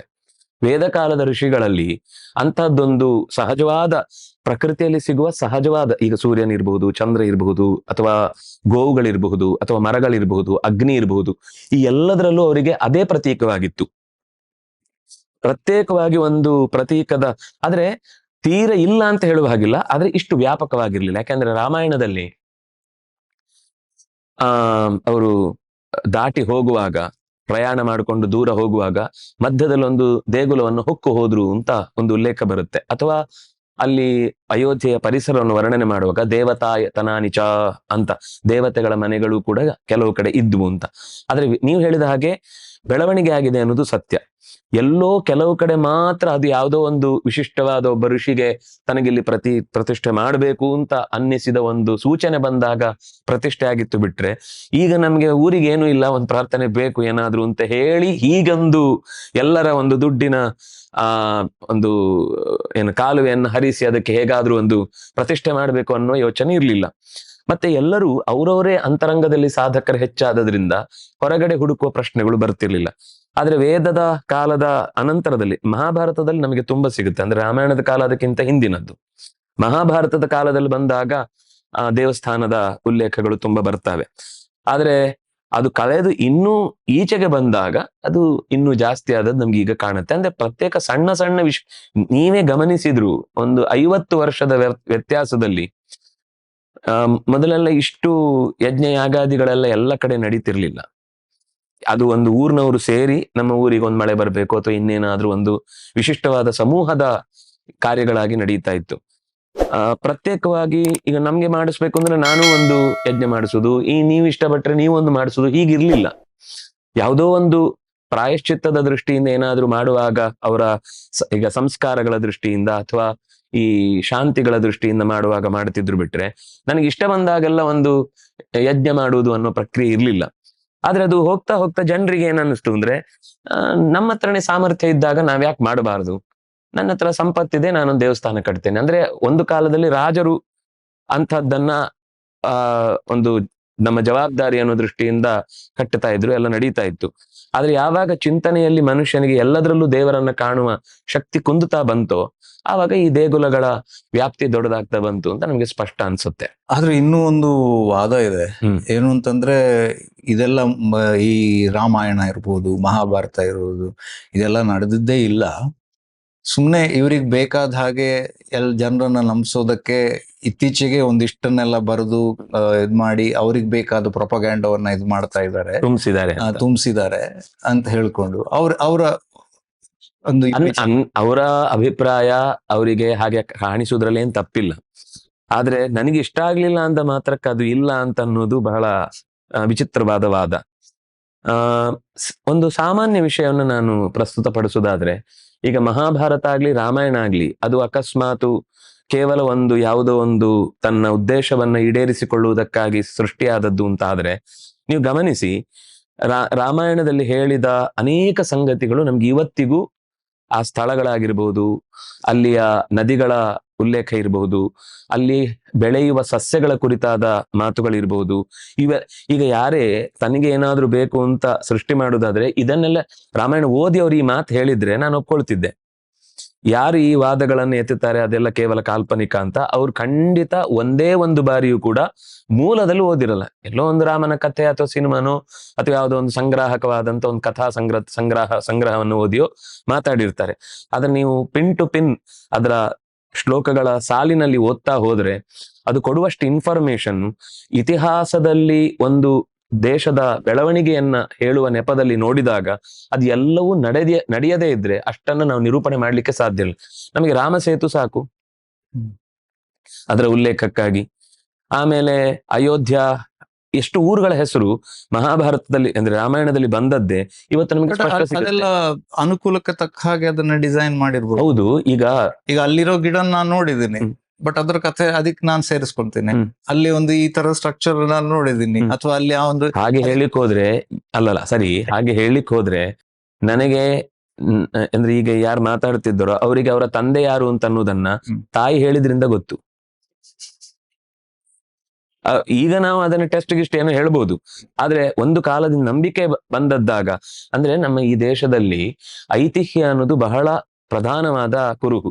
ನಮಗೆ ಈ ರೋಗ ಯಾವಾಗ ಶುರುವಾಗಿದ್ದು ಅಂದ್ರೆ, ಏನೇ ಒಂದನ್ನ ಒಪ್ಪಿಕೊಳ್ಳುವುದಾದ್ರೂ ಪಾಶ್ಚಾತ್ಯ ಸಂಸ್ಕೃತಿಯಲ್ಲಿ ಏನು ಅಂದ್ರೆ ಒಂದು ಪ್ರೂಫ್ ಸಿಗ್ಬೇಕು, ಅಂದ್ರೆ ಒಂದು ಮಡಿಕೆ ತುಂಡು ಸಿಗ್ಬೇಕು, ಒಂದು ಯಾವ್ದೋ ಪೀಸ್ ಸಿಗ್ಬೇಕು, ಅದು ಡೇಟಾ ಮಾಡ್ಬೇಕು, ಯಾವಾಗ ಹಿಂದಿನದ್ದು ಅಂತ ನೋಡ್ಬೇಕು, ಅದು ಮಾತ್ರ ಪ್ರಮಾಣ ಅಂತ ಒಂದು ತಲೆಯಲ್ಲಿದೆ. ಸರಿ, ಈಗ ಯಾರೋ ಒಬ್ರು ಅದನ್ನ ಸೃಷ್ಟಿ ಮಾಡಿದ್ರು ಅಂತ ಇಟ್ಕೊಂಡ್ರೆ, ನೀವು ಇವತ್ತಿಗೂ ಕೂಡ ಯಾವುದು ಕಾಂಬೋಡಿಯಾದ ದೇವಸ್ಥಾನದ ಪರಿಸರದಲ್ಲಿರುವಂತಹ ಜನ ಈ ರಾಮಾಯಣದ ಕಥೆ ಹೇಳ್ತಾರೆ. ನೀವು ರಾಮಾಯಣದ ಫಾರ್ಮ್ಗಳನ್ನ ನೋಡಿದ್ರೆ ಯಾರೋ ಒಬ್ಬ ಸೃಷ್ಟಿ ಮಾಡಿದ್ದು. ಈಗ ಎಷ್ಟೋ ಇವರೆಲ್ಲ ಸೃಷ್ಟಿ ಮಾಡಿದ ಹೊಸ ಹೊಸ ಕಾದಂಬರಿಗಳಿವೆ ಅಥವಾ ಯಾವುದೋ ಒಂದು ಕಥೆ ಇದೆ ಅಂತ ಇಟ್ಕೊಳ್ಳಿ, ಅದು ಅವರ ಜೊತೆಗೇನೆ ಅವರಿಗೊಂದು ಪ್ರಶಸ್ತಿ ಕೊಡಿಸಿ ಅವರಿಗೊಂದು ಸೈಟ್ ಕೊಡಿಸಿ ಸತ್ತೋಗುತ್ತೆ. ಆದ್ರೆ ಈ ಕೃತಿ ಎಷ್ಟು ಕಾಲದಿಂದ ಎಷ್ಟು ಫಾರ್ಮ್ಗಳಲ್ಲಿ, ನೀವು ಎಷ್ಟು ದೇವಸ್ಥಾನಗಳಿಗೆ ಹೋದರೆ ರಾಮಾಯಣದ ಚಿತ್ರಣ ಎಷ್ಟು ಸ್ಪಷ್ಟವಾಗಿದೆ, ಆಮೇಲೆ ಎಷ್ಟು ನಮ್ಮ ಇಡಿಯಮ್ಸ್ಗಳಲ್ಲಿ ನಾವು ಮಾತನಾಡುವಂತಹ ಗಾದೆಗಳಲ್ಲಿ ಭಾಷೆಯಲ್ಲಿ ಸಹಜವಾಗಿ ಹೊಕ್ಕು ಹೋಗಿದೆ. ಆಮೇಲೆ ಬೇರೆ ಬೇರೆ ದೇಶದ ಜಾನಪದ ಕಥೆಗಳ ತಿರುಳಿನಲ್ಲಿ, ಅಂದ್ರೆ ಬರೀ ರಾಮಾಯಣದ ಕಥೆಯನ್ನ ಬೇರೆ ಬೇರೆ ದೇಶಿ ಭಾಷೆಗಳಲ್ಲಿ 300ಕ್ಕೂ ಮಿಗಿಲಾದ ರಾಮಾಯಣದ ಫಾರ್ಮ್ಗಳು ಇವತ್ತು ನಮಗೆ ಸಿಗುತ್ತೆ, ವರ್ಷನ್ಗಳು. ಅಂದ್ರೆ ಅಷ್ಟು ಕಡೆಗೆ ಅದು ಪ್ರಸಾರ ಆಗಿದೆ ಅಂದ್ರೆ, ಒಂದು ಪ್ರಸಿದ್ಧಿಗೆ ಬರಬೇಕು ಅಂದ್ರೆ ಅದು ಆ ದೇಶದ ಒಂದು ಅತ್ಯಂತ ಮುಖ್ಯವಾದ ಘಟನೆ ಆಗಿರ್ಬೇಕು. ಸುಮ್ನೆ ಅಷ್ಟು ದೊಡ್ಡ ಮಟ್ಟಕ್ಕೆ ಯಾರು ತನ್ನ ಒಂದು ವ್ಯಕ್ತಿಗತವಾದ ಎಜೆಂಡಾವನ್ನ ತುಂಬಿಸಿ ಇಡೀ ಜಗತ್ತಿಗೆ ಹಬ್ಲಿಕ್ಕೆ ಸಾಧ್ಯವೇ ಇಲ್ಲ ಅಲ್ವಾ? ಹಾಗಾಗಿ ಯಾಕೆ ಹಾಗಾದ್ರೆ ನಮ್ ಕಥೆ ಅಷ್ಟು ದೊಡ್ಡದಾಗಿ ಎಲ್ಲೂ ಉಲ್ಲೇಖ ಆಗ್ತಾ ಇಲ್ಲ? ಯಾಕೆಂದ್ರೆ ನಮ್ ಸಾಮಾನ್ಯ ಜೀವನ, ಅದು ನೀವು ಆರಂಭದಲ್ಲಿ ಓದಿದ್ರೆ ಗೊತ್ತಾ, ಕೋನ್ವಸ್ಮಿನ್ ಸಾಂಪ್ರತಂ ಲೋಕೆ.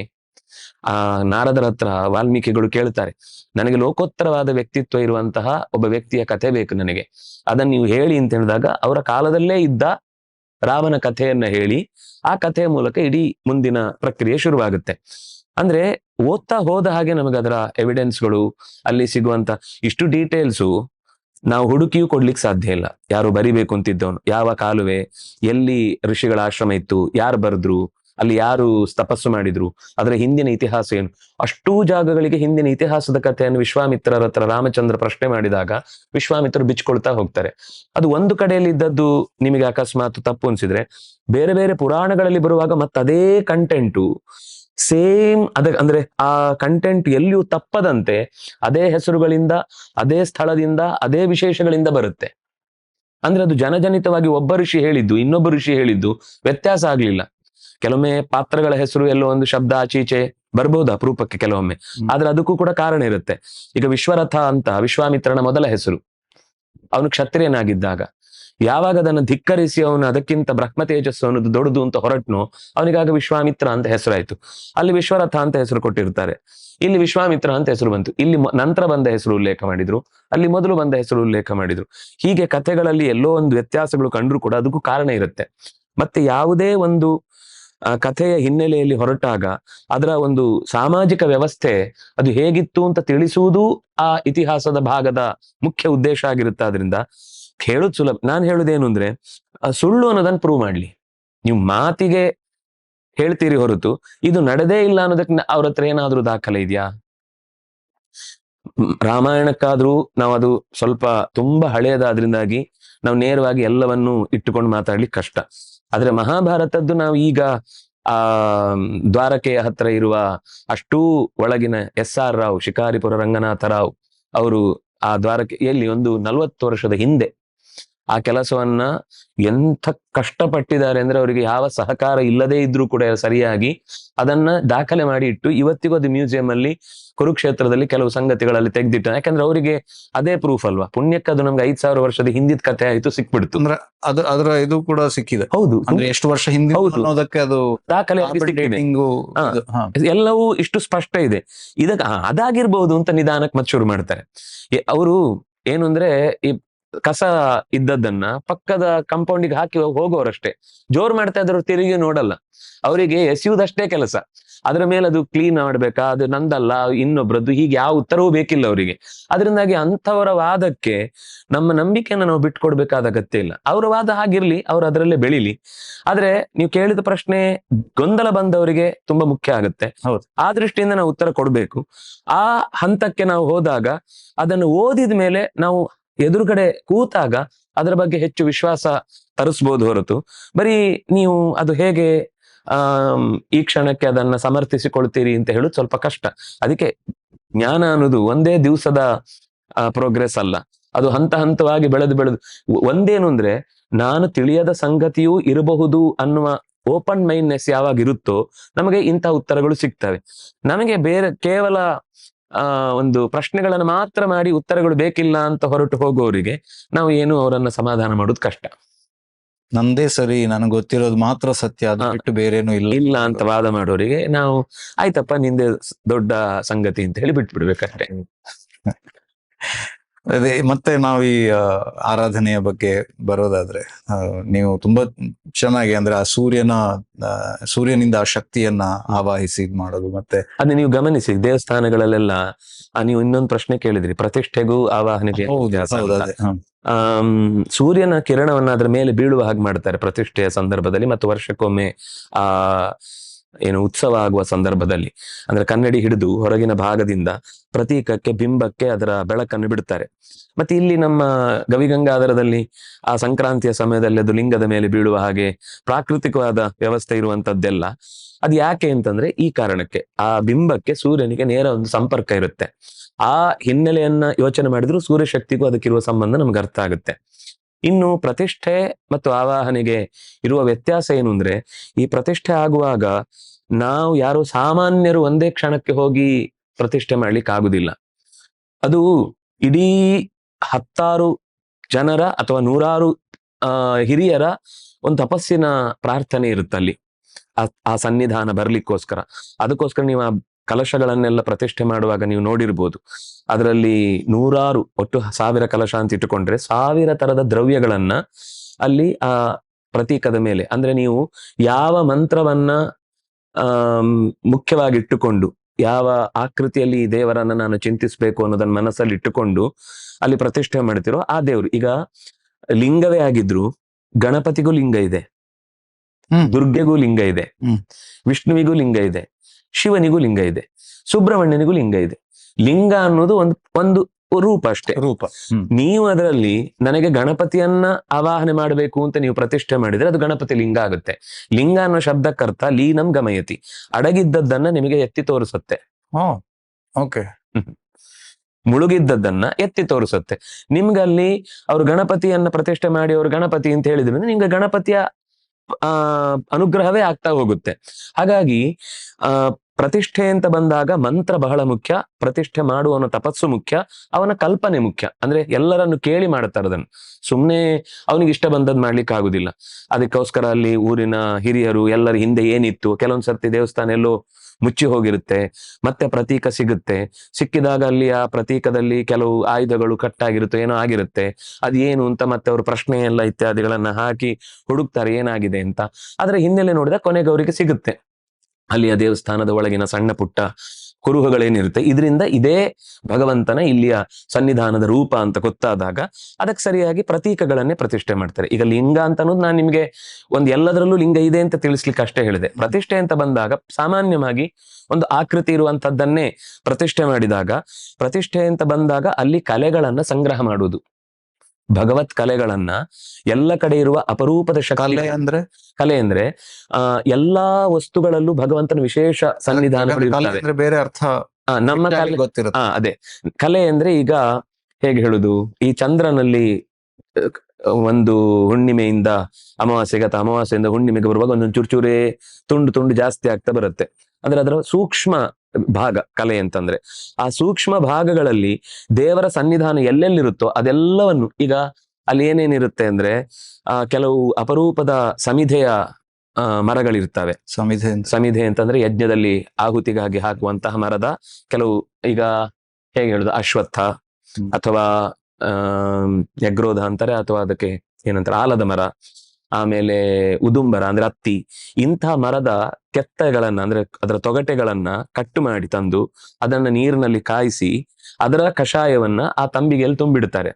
ಅಂದ್ರೆ ಅಷ್ಟು ಮರಗಳು, ಅಷ್ಟು ನದಿಗಳು, ಅಷ್ಟು ಧಾನ್ಯಗಳು ಅಂತ ಬೇರೆ ಬೇರೆ ಬೇರೆ ಬೇರೆ ಪ್ರತೀಕಗಳಲ್ಲಿರುವ ಭಗವಂತನ ವಿಶೇಷ ಸನ್ನಿಧಾನಗಳನ್ನ ಅಲ್ಲಿ ಆವಾಹನೆ ಮಾಡಿ ಅದನ್ನ ಕಲಶಕ್ಕೆ ಅಂದ್ರೆ ಪ್ರತೀಕಕ್ಕೆ ಬಿಂಬಕ್ಕೆ ಹಾಕಿದಾಗ ಅಷ್ಟೂ ಶಕ್ತಿ ಅಲ್ಲಿ ಆವಾಹನೆ ಆಗುತ್ತೆ, ಧಾರಣೆ ಆಗುತ್ತೆ. ಅದು ಪ್ರತಿಷ್ಠೆ ಅಂದ್ರೆ ಮತ್ತೆ ಅಲ್ಲಾಡ್ಲಿಕ್ಕಿಲ್ಲ. ಈಗ ನಾವು ಮನೆಯಲ್ಲಿ ನಮ್ಮ ಪ್ರತೀಕಗಳೇನಿರುತ್ತೆ ಅದು ಸ್ಥಿರ ಅಲ್ಲ, ಚರ. ಅಂದ್ರೆ ನಾನು ಇನ್ನೊಂದ್ ಕಡೆ ಬೇರೆ ಮನೆಗೆ ಹೊರಟೆ ಅಂದ್ರೆ ಅಲ್ಲಿಂದ ತಗೊಂಡು ನಾನು ಹೋಗ್ತೇನೆ. ಆದ್ರೆ ಇದು ಹಾಗದ ಪ್ರತಿಷ್ಠಾ ಅಂದ್ರೆ ಚೆನ್ನಾಗಿ ಒಂದೇ ಕಡೆ ನೆಲೆ ನಿಲ್ಲುವ ಸ್ಥಿತಿಯಲ್ಲಿ ಇರುವಂತದ್ದು.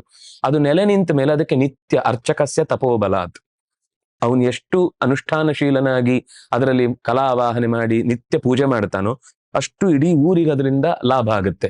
ಇಡೀ ಊರಿಗೆ ಅದರಿಂದ ಅವರವರ ಬೇಡಿಕೆಗಳು ಈಡೇರುವುದಕ್ಕೆ ಒಂದು ಅದು ಕಾರಣಿಕ ಇತ್ಯಾದಿಗಳು ಹೇಳ್ತಾರಲ್ಲ, ಬಹಳ ಬೇಗ ಫಲ ಕೊಡುತ್ತೆ, ತುಂಬಾ ವಿಶೇಷವಾಗಿ ಅಲ್ಲಿ ಇಷ್ಟಪಟ್ಟದ್ದೆಲ್ಲ ನಡೆಯುತ್ತೆ ಅಂತ. ಅದು ಯಾವಾಗ ಕಾರಣ ಅಂದ್ರೆ, ಒಂದು ಅಲ್ಲಿಯ ಅರ್ಚಕನ ಬಲ, ಇನ್ನೊಂದು ಜನರ ನಂಬಿಕೆಯಿಂದ ನಡೆದ ಹೆಚ್ಚಿನ ಸೇವೆ. ಯಾವಾಗ ಅವ್ರು ಹೆಚ್ಚು ಹೆಚ್ಚು ನಂಬ್ತಾ ಬರುತ್ತಾರೋ ಅವ್ರಿಗೆ ಅದರಿಂದ ಅಷ್ಟೇ ವಾಪಸ್ ಪ್ರತಿ ಫಲಗಳು ಸಿಗ್ತಾ ಹೋಗುತ್ತೆ. ನಾನು ಬಿಂಬವನ್ನ ಚೆನ್ನಾಗಿ ಅಲಂಕರಿಸಿದ್ರೆ ಪ್ರತಿಬಿಂಬ ಚೆನ್ನಾಗಿ ಕಾಣುತ್ತೆ. ನನ್ನನ್ನ ನಾನು ಅಲಂಕಾರ ಮಾಡ್ಕೊಳ್ಳೋದೆ ಕನ್ನಡಿ ಮುಂದೆ ಹೋಗಿ ಚೆನ್ನಾಗಿಲ್ಲ ಅಂದ್ರೆ, ಹಾಗಾಗಿ ದೇವರು ನಮ್ಗೆ ಬಿಂಬ, ನಾವು ಅವನಿಗೆ ಪ್ರತಿಬಿಂಬ ಆಗುದು ಯಾವಾಗ ಅಂದ್ರೆ ಆ ಬಿಂಬವನ್ನ ಚೆನ್ನಾಗಿ ಮಾಡಿದ್ರೆ ನಮ್ಗೆ ಅಷ್ಟೇ ಒಳ್ಳೆಯ ಪ್ರತಿಫಲಗಳನ್ನು ಪಡೆಯುವುದು. ಚೆನ್ನಾಗಿ ಮಾಡೋದು ಅಂತಂದ್ರೆ ಆಡಂಬರ ಮಾಡುದು ಅಂತ ನಾನು ಹೇಳಲಿಕ್ಕೆ ಹೋಗ್ಲಿಲ್ಲ. ಅದು ಆಡಂಬರವೂ ಅಂದ್ರೆ, ಆಡಂಬರ ಅನ್ನೋದು ಈಗ ಹೊರಮುಖದಿಂದ ಅದು ಕೇವಲ ದೃಶ್ಯಕ್ಕೆ ಮಾತ್ರ ಮಾಡುದಾದ್ರೆ ಆಡಂಬರ ಆಗುತ್ತೆ. ಆದ್ರೆ ನಿಜವಾಗಿಯೂ ನನಗೆ ದೇವರಿಗೆ ಚಂದ ಮಾಡ್ಬೇಕು ಅಂತ ನನ್ನ ಮನಸ್ಸಿನಲ್ಲಿದೆ. ಈಗ ನನಗೆ ಇಷ್ಟಪಟ್ಟ ಮಗನಿಗೋ ನಾನು ಒಳ್ಳೆ ಆಭರಣ ಕೊಡ್ತೇನೆ ಅಂದ್ರೆ ಅದು ಆಡಂಬರ ಅಂತಲ್ಲ. ಮಗುವಿಗೆ ನನಗೆ ಒಳ್ಳೆಯ ಆಭರಣದಿಂದ ಸಂತೋಷ ಪಡಿಸ್ಬೇಕು ಅಂತಿದ್ದಾಗ ಹೇಗೆ ಸರಿಯೋ ಹಾಗೆ ಕೆಲವರಿಗೆ ಭಗವಂತನಲ್ಲಿ ಆ ಒಳ್ಳೆಯ ಸೀರೆಯನ್ನು ಉಡಿಸಿಯೋ ಅಥವಾ ಅದಕ್ಕೆ ಕಿರೀಟ ಕೊಟ್ಟು ತೊಡಿಸಿಯೋ ಇನ್ನೇನೋ ಮಾಡ್ಬೇಕು ಅಂತ ಇರುತ್ತೆ. ಅಂತ ಸಂದರ್ಭದಲ್ಲಿ ಭಕ್ತಿಯಿಂದ ಮಾಡಿ ಭಗವಂತನಿಗೆ ನಾನು ಚಂದಗಾಣಿಸ್ಬೇಕು ಅಂತ ಮಾಡುವಂತಹ ಪ್ರಯತ್ನ ಇದೆಯಲ್ವಾ, ಅದು ಒಂಥರ ಊರಿನ ಸಂಪತ್ತದು. ಹಿಂದೆ ಹೇಗಿರ್ತಿತ್ತು ಅಂದ್ರೆ, ಆ ದೇವಸ್ಥಾನಗಳಲ್ಲಿ ಅಂತ ಸಂಪತ್ತುಗಳ ಸಂಗ್ರಹ ಆಗಿದ್ದು, ಒಂದು ವೇಳೆ ಇಡೀ ಊರಿಗೆ ಕ್ಷಾಮವೋ ಇನ್ನೇನಾದ್ರೂ ಬಂದ್ರೆ ಆ ದೇವಸ್ಥಾನದ ನಗನಾಣ್ಯಗಳನ್ನ ರಾಜನ ಪರ್ಮಿಷನ್ ತಗೊಂಡು ದೇವರ ಹತ್ರ ಪ್ರಾರ್ಥನೆ ಮಾಡಿ ಅದನ್ನ ಅಂದ್ರೆ ಹೊರಗಡೆ ಕೊಟ್ಟು ಅದನ್ನ ಅಗತ್ಯ ಇದ್ದ ವಸ್ತುಗಳಿಗೋಸ್ಕರ ಬಳಸಿಕೊಳ್ಳುವ ಒಂದು ವ್ಯವಧಾನ ಇತ್ತು. ಅಂದ್ರೆ ಅದು ರಾಜ ನೀತಿಯಲ್ಲೂ ಶಾಸ್ತ್ರದಲ್ಲೂ ಹಿಂದೆ ಆ ಒಪ್ಪಿಗೆ ಇರಬೇಕು, ಎಲ್ಲರೂ ಸೇರಿ ತೀರ್ಮಾನ ತೆಗೆದುಕೊಳ್ಳುವಂತ. ಹಾಗೆ ಈಗ ಅದು ದೇವರ ಮೇಲಿದ್ದದ್ದು. ನಾಳೆ ನಮ್ಗೆ ಯಾವುದೋ ಅಗತ್ಯಕ್ಕೆ ಬಂದಾಗ ಅದು ಒಂದು ಭಾಗವಾಗಿ ಬರುತ್ತೆ, ಒಂದು ದೇಶದ ಸಂಪತ್ತಾಗಿ ಉಳಿಯತ್ತೆ ಅನ್ನೋ ದೃಷ್ಟಿ ಇತ್ತು. ಆದ್ರೆ ಸಾಮಾನ್ಯ ಅದು ಏನು ಅಂದ್ರೆ ಮೂಗಿನ ತನಕ ಬರಬೇಕು ಸಮಸ್ಯೆ, ಅಲ್ಲಿ ತನಕ ಅದನ್ನ ಸ್ಪರ್ಶ ಮಾಡ್ಲಿಕ್ಕೆ ಹೋಗ್ತಿರ್ಲಿಲ್ಲ, ಬೇರೆ ಏನೋ ಒಂದು ದಾರಿ ಇರ್ತಿತ್ತು. ಇವಾಗಿನ ಕಾಲದಲ್ಲಿ ಆ ತರದಿತ್ತು ಅಂದ್ರೆ ಲೂಪ್ ಹೋಲ್ ಆಗಿ ಉಪಯೋಗಿಸಿ ಅವ್ಯವಸ್ಥೆ ಆಗ್ತಿತ್ತು. ಆದ್ರೆ ಅಷ್ಟು ಸುಲಭ ಇರ್ತಿರ್ಲಿಲ್ಲ. ಆಗಲೂ ಯಾರಾದ್ರೂ ಅಂತದ್ದೇನಾದ್ರೂ ಅದನ್ನ ವಿನಾಕಾರಣ ಅದನ್ನ ತನಗೆ ಸ್ವಂತ ಮಾಡ್ಲಿಕ್ಕೆ ಹೋದ್ರೆ ಅವನು ಇಡೀ ವಂಶವೇ ನಿರ್ವಂಶ ಆದ ಘಟನೆಗಳು ಇವೆ ಬೇಕಾದಷ್ಟು. ಅಂದ್ರೆ ದೇವರ ಸೊತ್ತು ಎಲ್ಲದಕ್ಕಿಂತ ಬಹಳ ಕಷ್ಟದ ಸಂಗತಿ ದೇವಸ್ವ. ದೇವಸ್ವ ಅಂದ್ರೆ ದೇವರಿಗೆ ಸಂಬಂಧಪಟ್ಟ ಸೊತ್ತು. ಅದನ್ನೇ ಯಾರಾದ್ರೂ ತನ್ನ ವ್ಯಕ್ತಿಗತವಾದ ಸೊತ್ತು ಅಂತ ಬಳಸಿದ ಅಂದ್ರೆ ಅವನ ಬದುಕು ನಾಶ ಆಯ್ತು ಅಂತ ಲೆಕ್ಕ. ಇವತ್ತಿನ ಕಾಲದಲ್ಲಿ ಎಷ್ಟೋ ಆ ತರದ ಘಟನೆಗಳು ನಡೆಯುತ್ತೆ. ನಮ್ಗೆ ತತ್ಕಾಲದಲ್ಲಿ ಅವರು ಖುಷಿಯಾಗಿದ್ದಾರೆ ಅಂತ ಅನ್ಸುತ್ತಷ್ಟೇ. ಈಗ ನಿಮ್ಗೆ ಈಗ ಸ್ವಲ್ಪ ಅನಾರೋಗ್ಯ ಇದೆ ಅಂತ ನೀವು ಮಾತ್ರೆ ತಗೊಂಡ್ಮೇಲೆ ನೀರು ಕುಡಿಯುವಾಗ ಚೂರು ಹೆಚ್ಚು ಕಮ್ಮಿ ಆಗಿ ಕೆಮ್ಮು ಜಾಸ್ತಿ ಆಯ್ತು. ಸಾಮಾನ್ಯ ನಮ್ಗೆ ಏನ್ ಅನ್ಸುತ್ತೆ, ಆ ಮಾತ್ರೆ ತಗೊಂಡದ್ದಕ್ಕೆ ಆಯ್ತು ಅಂತ. ಆದ್ರೆ ಸ್ವಲ್ಪ ಹೊತ್ತಾದ್ಮೇಲೆ ಈಗ ನಾವು ಅನುಭವಿಸುವುದು ಆ ಮಾತ್ರೆ ತಗೊಂಡದ್ದಕ್ಕಲ್ಲ, ಹೌದಾ?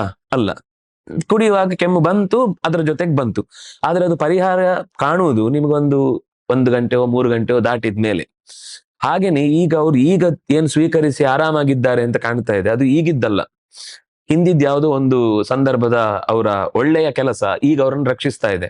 ಆದ್ರೆ ಈಗ ತೆಗೆದುಕೊಂಡದ್ದೇನಿದೆ ಅದು ಖಂಡಿತ ಅವರನ್ನ ಸುಮ್ನೆ ಬಿಡುದಿಲ್ಲ. ಆದ್ರೆ ಇದು ನಮ್ಗೆ ಕೇವಲ ಹೊರಗಿನಿಂದ ಒಂದು ನಂಬಿಕೆ ಆಯ್ತು, ಅಥವಾ ಕೇವಲ ಇದು ನೀವು ಕಣ್ಣೊರೆಸುವ ಸಮಾಧಾನಕ್ಕೋಸ್ಕರ ಹೇಳಿದ ಮಾತು ಅಂತ ಅನ್ನಿಸುತ್ತೆ. ಆದ್ರೆ ಕೆಲವೊಂದು ಕಾಲವೇ ಉತ್ತರ ಕೊಡ್ಬೇಕು. ಅದಕ್ಕೆ ನಾವು ಈ ಕ್ಷಣದಲ್ಲಿ ಪರಿಹಾರವನ್ನು ಹುಡುಕುವುದು ಕಷ್ಟ. ಆದ್ರೆ ಅದು 100 ಉದಾಹರಣೆಗಳಿದೆ, ಬೇಕಾದಷ್ಟು ಅಂದ್ರೆ ಕಣ್ಣು ತೆಗೆದ್ರೆ ಎಲ್ಲ ಕಡೆ ಕಾಣುತ್ತೆ ಅಂತ ಸಂಗತಿಗಳು. ಯಾರು ಕೂಡ ಇನ್ನೊಬ್ಬರ ಸೊತ್ತನ್ನ ಸುಲಭವಾಗಿ ಕಬಳಿಸಿ ಅನ್ಯಾಯದಿಂದ ಪಡೆದದ್ದನ್ನ ಅವರು ದಕ್ಕಿಸಿಕೊಳ್ಳಿಕ್ ಸಾಧ್ಯವೇ ಇಲ್ಲ. ಒಂದೋ ಅದು ರೋಗದಿಂದ ಹೋಗುತ್ತೆ, ಒಂದೋ ಸಾಲದಿಂದ ಹೋಗುತ್ತೆ, ಒಂದೋ ಇನ್ಯಾರೋ ಇವನನ್ನು ದೋಚ್ಕೊಂಡು ಹೋಗ್ತಾರೆ, ಇನ್ನೊಂದು ಇಡಿ ಬಿಡಿಗಳು ಬಂದು ಅವರನ್ನ ಎತ್ಕೊಂಡು ಹೋಗುತ್ತೆ. ಅಂತೂ ಅದು ಉಳಿಸಲ್ಲ ಯಾರನ್ನು. ಆದ್ರೆ ಕಾಲ ಕಾಯತ್ತಷ್ಟೇ, ಒಂದೇ ನಿಮಿಷಕ್ಕಾಗುವಂತ ಕೆಲಸ ಅಲ್ಲ, ಒಂದು ಹಂತಕ್ಕೆ ಬರುತ್ತೆ. ಯಾಕಂದ್ರೆ ಸತ್ಯಂ ಜಯತಿ ನಾನೃತಂ. ಅದು ದುರ್ಯೋಧನನು ಕೂಡ 13 ವರ್ಷ ಆರಾಮಾಗಿದ್ದ, ಆದ್ರೆ ಆಮೇಲೆ ಸಾವವನ್ನ ನುಂಗಿತು. ಯಾವತ್ತೂ ಕೂಡ ಸೊತ್ತು ಪರ ಆದಾಗ ಅದು ನಮ್ಮಲ್ಲಿ ಉಳಿಯುವುದಿಲ್ಲ, ಅದು ಪರವೇ. ಬಟ್ ಒಂದಲ್ಲ ಒಂದಿನ ಎಲ್ಲರೂ ಸಾಯ್ಲೇಬೇಕಲ್ಲ. ಒಂದಲ್ಲ ಒಂದಿನ ಅಂತ ಅನ್ನೋದು, ಈಗ ನೋಡಿ ಅವನಿಗೆ ಇನ್ನೂ ಎಷ್ಟೋ ಬದುಕಬಹುದಿತ್ತು ದುರ್ಯೋಧನನಿಗೆ. 72ನೇ ವಯಸ್ಸಿಗೆ ಗೊತ್ತಾದ. ಆಗ 72 ಅಂದ್ರೆ ಯುದ್ಧದ ಸಂದರ್ಭದಲ್ಲಿ ಇದ್ದದ್ದವರು, ಗಟ್ಟಿ ದೇಹ. ಅದು ನಮ್ಗೀಗ 72 ಅಂದ್ರೆ ಹೊರಡೋ ಟೈಮ್ ಅಂತ. ಆದ್ರೆ ಆಗ ಹಾಗಲ್ಲ, 100 ವರ್ಷ ಬದುಕ್ತಾ ಇದ್ದಂತಹ ವ್ಯಕ್ತಿತ್ವಗಳು. ನೀವು ಹೇಳಿದ್ ಸರಿ, ಅದೊಂದು ಯಾರೋ ಒಬ್ರು ಕವಿ ಹೇಳಿದ್ದಿತ್ತು, ಯಾರೋ ಶಪಿಸಿದ ಅಂತೆ, ಅವ್ನ್ 90 ವರ್ಷ ಆದ್ಮೇಲೆ ಸತ್ತ ಅಂತೆ. ಹಾಗೆ ಕೆಲವೊಂದ್ಸರ್ತಿ ಶಾಪ 90 ವರ್ಷ ಆದ್ಮೇಲೆ ಫಲಿಸಿತ್ತು ಅಂತ ಅನ್ನೋದು ದೊಡ್ಡ ಸಂಗತಿ ಅಲ್ಲ ಅಂತ. ಆದ್ರೆ ಅಷ್ಟಕ್ಕೆ ನಾವು ಅದನ್ನ ಹೊರಗಡೆಯಿಂದ ನೋಡಿ ಅವ್ರು ಚೆನ್ನಾಗಿದ್ದಾರೆ ಅಂತ ನಾವು ಅನ್ಕೋತೀವಿ, ಆದ್ರೆ ಒಳಗಡೆಯಿಂದ ಆ ನುಂಗಿದ ಕಷ್ಟದ ಟೆನ್ಷನ್ ಇದೆಯಲ್ಲ, ಅದು ಅವರಿಗೆ ಗೊತ್ತು. ಅನ್ಯಾಯ ಮಾಡಿದವರಿಗೆ ಅವ್ರು ಖಂಡಿತ ಉಣ್ತಾ ಇರ್ತಾರೆ, ಅವ್ರು ಸುಖವಾಗಿರಲ್ಲ. ಈಗ ಆರಾಮಾಗಿ ಕೂತಿರ್ತಾರೆ ಅಂತ ಅನ್ಸುತ್ತೆ ಅಷ್ಟೇ, ಬಿಟ್ರೆ ಅಲ್ಲಿ ಕೂತಲ್ಲಿ ಒಳಗಿನಿಂದ ಖುಷಿ ಇರಲ್ಲ, ತಿಂದೇ ತಿನ್ನತ್ತವ್ರನ್ನ. ನಾವು ಕಾಯ್ಬೇಕಷ್ಟೇ. ನಾವ್ ಆ ತಪ್ಪು ಮಾಡಬಾರ್ದು ಅನ್ನೋದು ಮಾತ್ರ ನಮ್ ತಲೆಯಲ್ಲಿ ಇರ್ಬೇಕು ಹೊರತು, ಅರಿವಿರ್ಬೇಕು. ನಾವ್ ಅದನ್ನ ಅವ್ರು ಮಾಡಿದ್ದಾರೆ ಅಂತ ಮಾಡ್ಲಿಕ್ಕೆ ಹೋದ್ರೆ ನಾವೇ ಹುಡುಕಿ ಹುಡುಕಿ ಕೆಡ್ಡಕ್ ಬಿದ್ದಾಗ ಅಷ್ಟೇ. ಗುಂಡಿ ತೋಡಿ ಮಣ್ಣು ಹಾಕೊಂಡು ಊತು ಬಿಟ್ಟೆ ಅಂತ ಬೊಬ್ಬೆ ಹಾಕಿದಾಗೆ ಅಷ್ಟೇ. ಈ ಪ್ರಾಣ ಪ್ರತಿಷ್ಠೆ, ಆವಾಹನೆ ಮಾಡೋದು, ಇದ್ರ ಜೊತೆಗೆ ನೀವು ಮನೆಯಲ್ಲಿ ಪೂಜೆ ಮಾಡುವ ವಿಚಾರವನ್ನ ಹೇಳಿದ್ರಿ. ಇದು ಎಲ್ಲರ ಮನೆಯಲ್ಲಿ ಇರುವಂತಹದ್ದಲ್ಲ, ಆದ್ರೆ ಈ ಪಂಚಾಯತನ ಪೂಜೆ ಅನ್ನುವಂಥದ್ದು ಅದೊಂದು ಪದ್ಧತಿ ಕೆಲವು ಮನೆಗಳಲ್ಲಿ ನಡೆಯುವಂತಹ ಪದ್ಧತಿ. ಅದ್ರ ಬಗ್ಗೆ ಸ್ವಲ್ಪ ಅಂದ್ರೆ ಹೇಳ್ತೀರಾ? ಅದು ಏನು, ಹೇಗೆ ಆರಂಭ ಆಗಿರ್ಬಹುದು, ಮತ್ತೆ ಅದು ಇವತ್ತಿನ ಪರಿಸ್ಥಿತಿಗಳು? ಈಗ ಪೂಜಾ ಪದ್ಧತಿ ಅಂತ ಬಂದಾಗ ಕೆಲವು ಕಡೆ ವೈಖಾನಸ ಆಗಮಗಳ ಪದ್ಧತಿಯಲ್ಲಿ ನಡೆಯುತ್ತೆ, ಕೆಲವು ಕಡೆ ವಾತುಲ ಆಗಮದ ಪದ್ಧತಿಯಲ್ಲಿ ನಡೆಯುತ್ತೆ, ಕೆಲವು ಕಡೆ ತಂತ್ರಸಾರ ಆಗಮದ ಪ್ರಕಾರ ನಡೆಯುತ್ತೆ. ಅದೇ ತರ ಇನ್ನೊಂದು ಮುಖದಲ್ಲಿ ನಾವು ನೋಡುವಂಥದ್ದು ಪಂಚಾಯತನ ಪೂಜೆ ಅಂತ. ಅಂದ್ರೆ ಅದು ಆಗಮದ್ದೇ ಒಂದು ಭಾಗ. ಈ ಆಗಮ ಅಂತಂದ್ರೆ ಪೂಜೆಯನ್ನ ವಿಧಾನ ಮಾಡುವಂತಹ ಒಂದು ಇತಿಹಾಸ. ಅಂದ್ರೆ ಯಾವ ಪ್ರತೀಕವನ್ನ ಹೇಗೆ ಆರಾಧನೆ ಮಾಡಬೇಕು, ಅದಕ್ಕೆ ಕಲ್ಪೋಕ್ತ ಪೂಜೆಯ ಕ್ರಮ ಹೇಗೆ, ಅದಕ್ಕೆ ಪಂಚಾಮೃತ ಮಾಡುವುದಾದ್ರೆ ಯಾವ ಮಂತ್ರಗಳಿಂದ ಮಾಡಬೇಕು, ಅಂದ್ರೆ ಪ್ರತಿಯೊಂದಕ್ಕೂ ಒಂದು ಬೇರೆ ಬೇರೆನೆ ಪಂಗಡಗಳಿವೆ, ಅವರದ್ದೇ ಪರಿವಾರಗಳಿವೆ. ಆ ಪರಿವಾರದ ಹೆಸರುಗಳ, ಅಂದ್ರೆ ಯಾವ ಪರಿವಾರವನ್ನು ಕರಿತೇವೋ ಆ ಪರಿವಾರದ ಪ್ರಾಧಾನ್ಯವನ್ನ ಗಮನಿಸಿ. ಈಗ ಶಿವ ಪಂಚಾಯತನ ಅಂತಂದ್ರೆ, ಪಂಚಾಯತನ ಅಂದ್ರೆ 5 ದೇವತೆಗಳನ್ನ ನಮ್ಮ ದೇವತಾ ಸನ್ನಿಧಾನದಲ್ಲಿಟ್ಟು ಪೂಜೆ ಮಾಡುವ ಕ್ರಮ. ಅದು ಬಹುಶಃ ಅದರ ಹಿನ್ನೆಲೆಯನ್ನು ಗಮನಿಸಿದ್ರೆ ಒಂದು ಕಾಲದಲ್ಲಿ ಯಾಕಂದ್ರೆ ಎಲ್ಲವೂ ಕೂಡ ವೈದಿಕವೇ. ಗಣಪತಿಯನ್ನ ಪ್ರಧಾನ ಹೇಳುವಂಥದ್ದು ಒಂದು ವೈದಿಕ ಪದ್ಧತಿ. ಯಾಕೆಂದ್ರೆ ಗಣಾನಾಂತ್ವಾ ಗಣಪತಿಂ ಹವಾಮಹೇ ಇತ್ಯಾದಿ ಮಂತ್ರಗಳಿಂದ ಅದರ ಸಿದ್ಧಿಯನ್ನ ಒಪ್ಕೊಳ್ತಾರೆ. ಕೆಲವರು ಅದು ಗಣಪತಿಯು ಇತ್ತೀಚೆಗೆ ಬಂದದ್ದು ಅಂತ ಹೀಗೊಂದು ವಾದ ಇದೆ. ಆದ್ರೆ ಗಣಗಳ ಪತಿ ಅಂತ ಅನ್ನೋ ವಿಷಯದಲ್ಲಿ ನಮಗೆ ಶಿವನ ಮಗ ಅನ್ನುವ ಇತಿಹಾಸಗಳು ನಮಗೆ ತುಂಬಾ ಪ್ರಾಚೀನವಾಗಿ ಸಿಗುತ್ತೆ. ಅದರ ಉಪಾಸನೆಯ ಕ್ರಮ ಆಮೇಲೆ ಹೆಚ್ಚು ಬಂತು ಅಂತ ಅನ್ನೋದನ್ನು ಒಪ್ಕೊಳ್ಬಹುದು. ಆದ್ರೆ ಇತ್ತು. ನಮಗೆ ರಾಮಾಯಣದಲ್ಲಿ ಈ ರಾವಣನ ಕಥೆ ಬಂದಾಗ ಆತ್ಮಲಿಂಗವನ್ನು ಎತ್ತಿಕೊಳ್ಳಿಕ್ಕಾಗುವ ಗಣಪತಿಯೇ ಬಂದು ವಿಘ್ನ ಕೊಟ್ಟ ಅಂತ ಅನ್ನೋ ಒಂದು ಇತಿಹಾಸ ಕೇಳ್ತೇವೆ. ಅದರಿಂದಾಗಿ ಗಣಪತಿ ಇರ್ಲಿಲ್ಲ ಅಂತಲ್ಲ, ಉಪಾಸನೆಯ ಕ್ರಮದಲ್ಲಿ ತುಂಬಾ ವಿಸ್ತಾರವಾಗಿರ್ಲಿಲ್ಲ ಅಂತ ಬೇಕಾದ್ರೆ ಹೇಳ್ಬಹುದು. ಇನ್ನು ದುರ್ಗೆಯು ಕೂಡ ಜಾತವೇದಸೆ ಸುನವಾಮ ಇತ್ಯಾದಿ ಮಂತ್ರಗಳಿಂದ ಅದು ಕೂಡ ಅತ್ಯಂತ ವೈದಿಕ ಮಂತ್ರ ಪ್ರತಿಪಾದ್ಯವಾದ ದೇವತೆ. ಇನ್ನು ರುದ್ರದೇವರು, ಅದಂತೂ ಕದ್ರುದ್ರಾಯ ಪ್ರಚೇತಸೆ, ಶಿವನನ್ನ ಬೇಕಾದಷ್ಟು ಮಂತ್ರಗಳಿಂದ ಸ್ತುತಿಸ್ತಾರೆ. ಇದಂ ವಿಷ್ಣುರ್ವಿಚಕ್ರಮೆ ಇತ್ಯಾದಿ ಮಂತ್ರಗಳಿಂದ ವಿಷ್ಣುವನ್ನು ಹೇಳ್ತಾರೆ. ಬಿಟ್ರೆ ಇನ್ನೊಂದು ನಾವು ಗಮನಿಸುವಂಥದ್ದು ಸ್ಕಂದ ಅಂದ್ರೆ ಸುಬ್ರಹ್ಮಣ್ಯ. ಇದರ ಜೊತೆಗೆ ಇನ್ನೊಂದು ಕೆಲವರು ಸೇರಿಸ್ತಾರೆ ಆದಿತ್ಯ ಅಂತ. ಆದ್ರೆ ಅದು ಅಷ್ಟು ಅಂದ್ರೆ ಸೌರ ಪದ್ಧತಿ ಒಂದು ಇತ್ತು, ಆದ್ರೆ ಈ ಪಂಚಾಯತನದಲ್ಲಿ ಅದನ್ನ ಸೇರಿಸಿಲ್ಲ.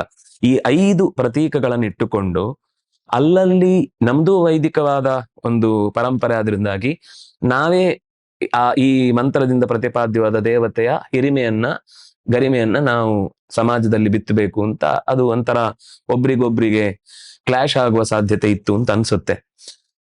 ಹಾಗೆ ನೋಡಿದ್ರೆ ಕ್ಲಾಶ್ ಆದ ಉಲ್ಲೇಖ ಇಲ್ಲ, ಆದ್ರೆ ಎಲ್ಲರಿಗೂ ಅವರವರದ್ದೇ ನಮ್ದೇ ಪಾರಮ್ಯ ಅನ್ನುವ ರೀತಿಯ ಒಂದು ಚಿಂತನೆ ಇತ್ತು. ಇದರಿಂದ ಒಡಕಾಗುವ ಸಾಧ್ಯತೆ ಇತ್ತೋ ಏನು.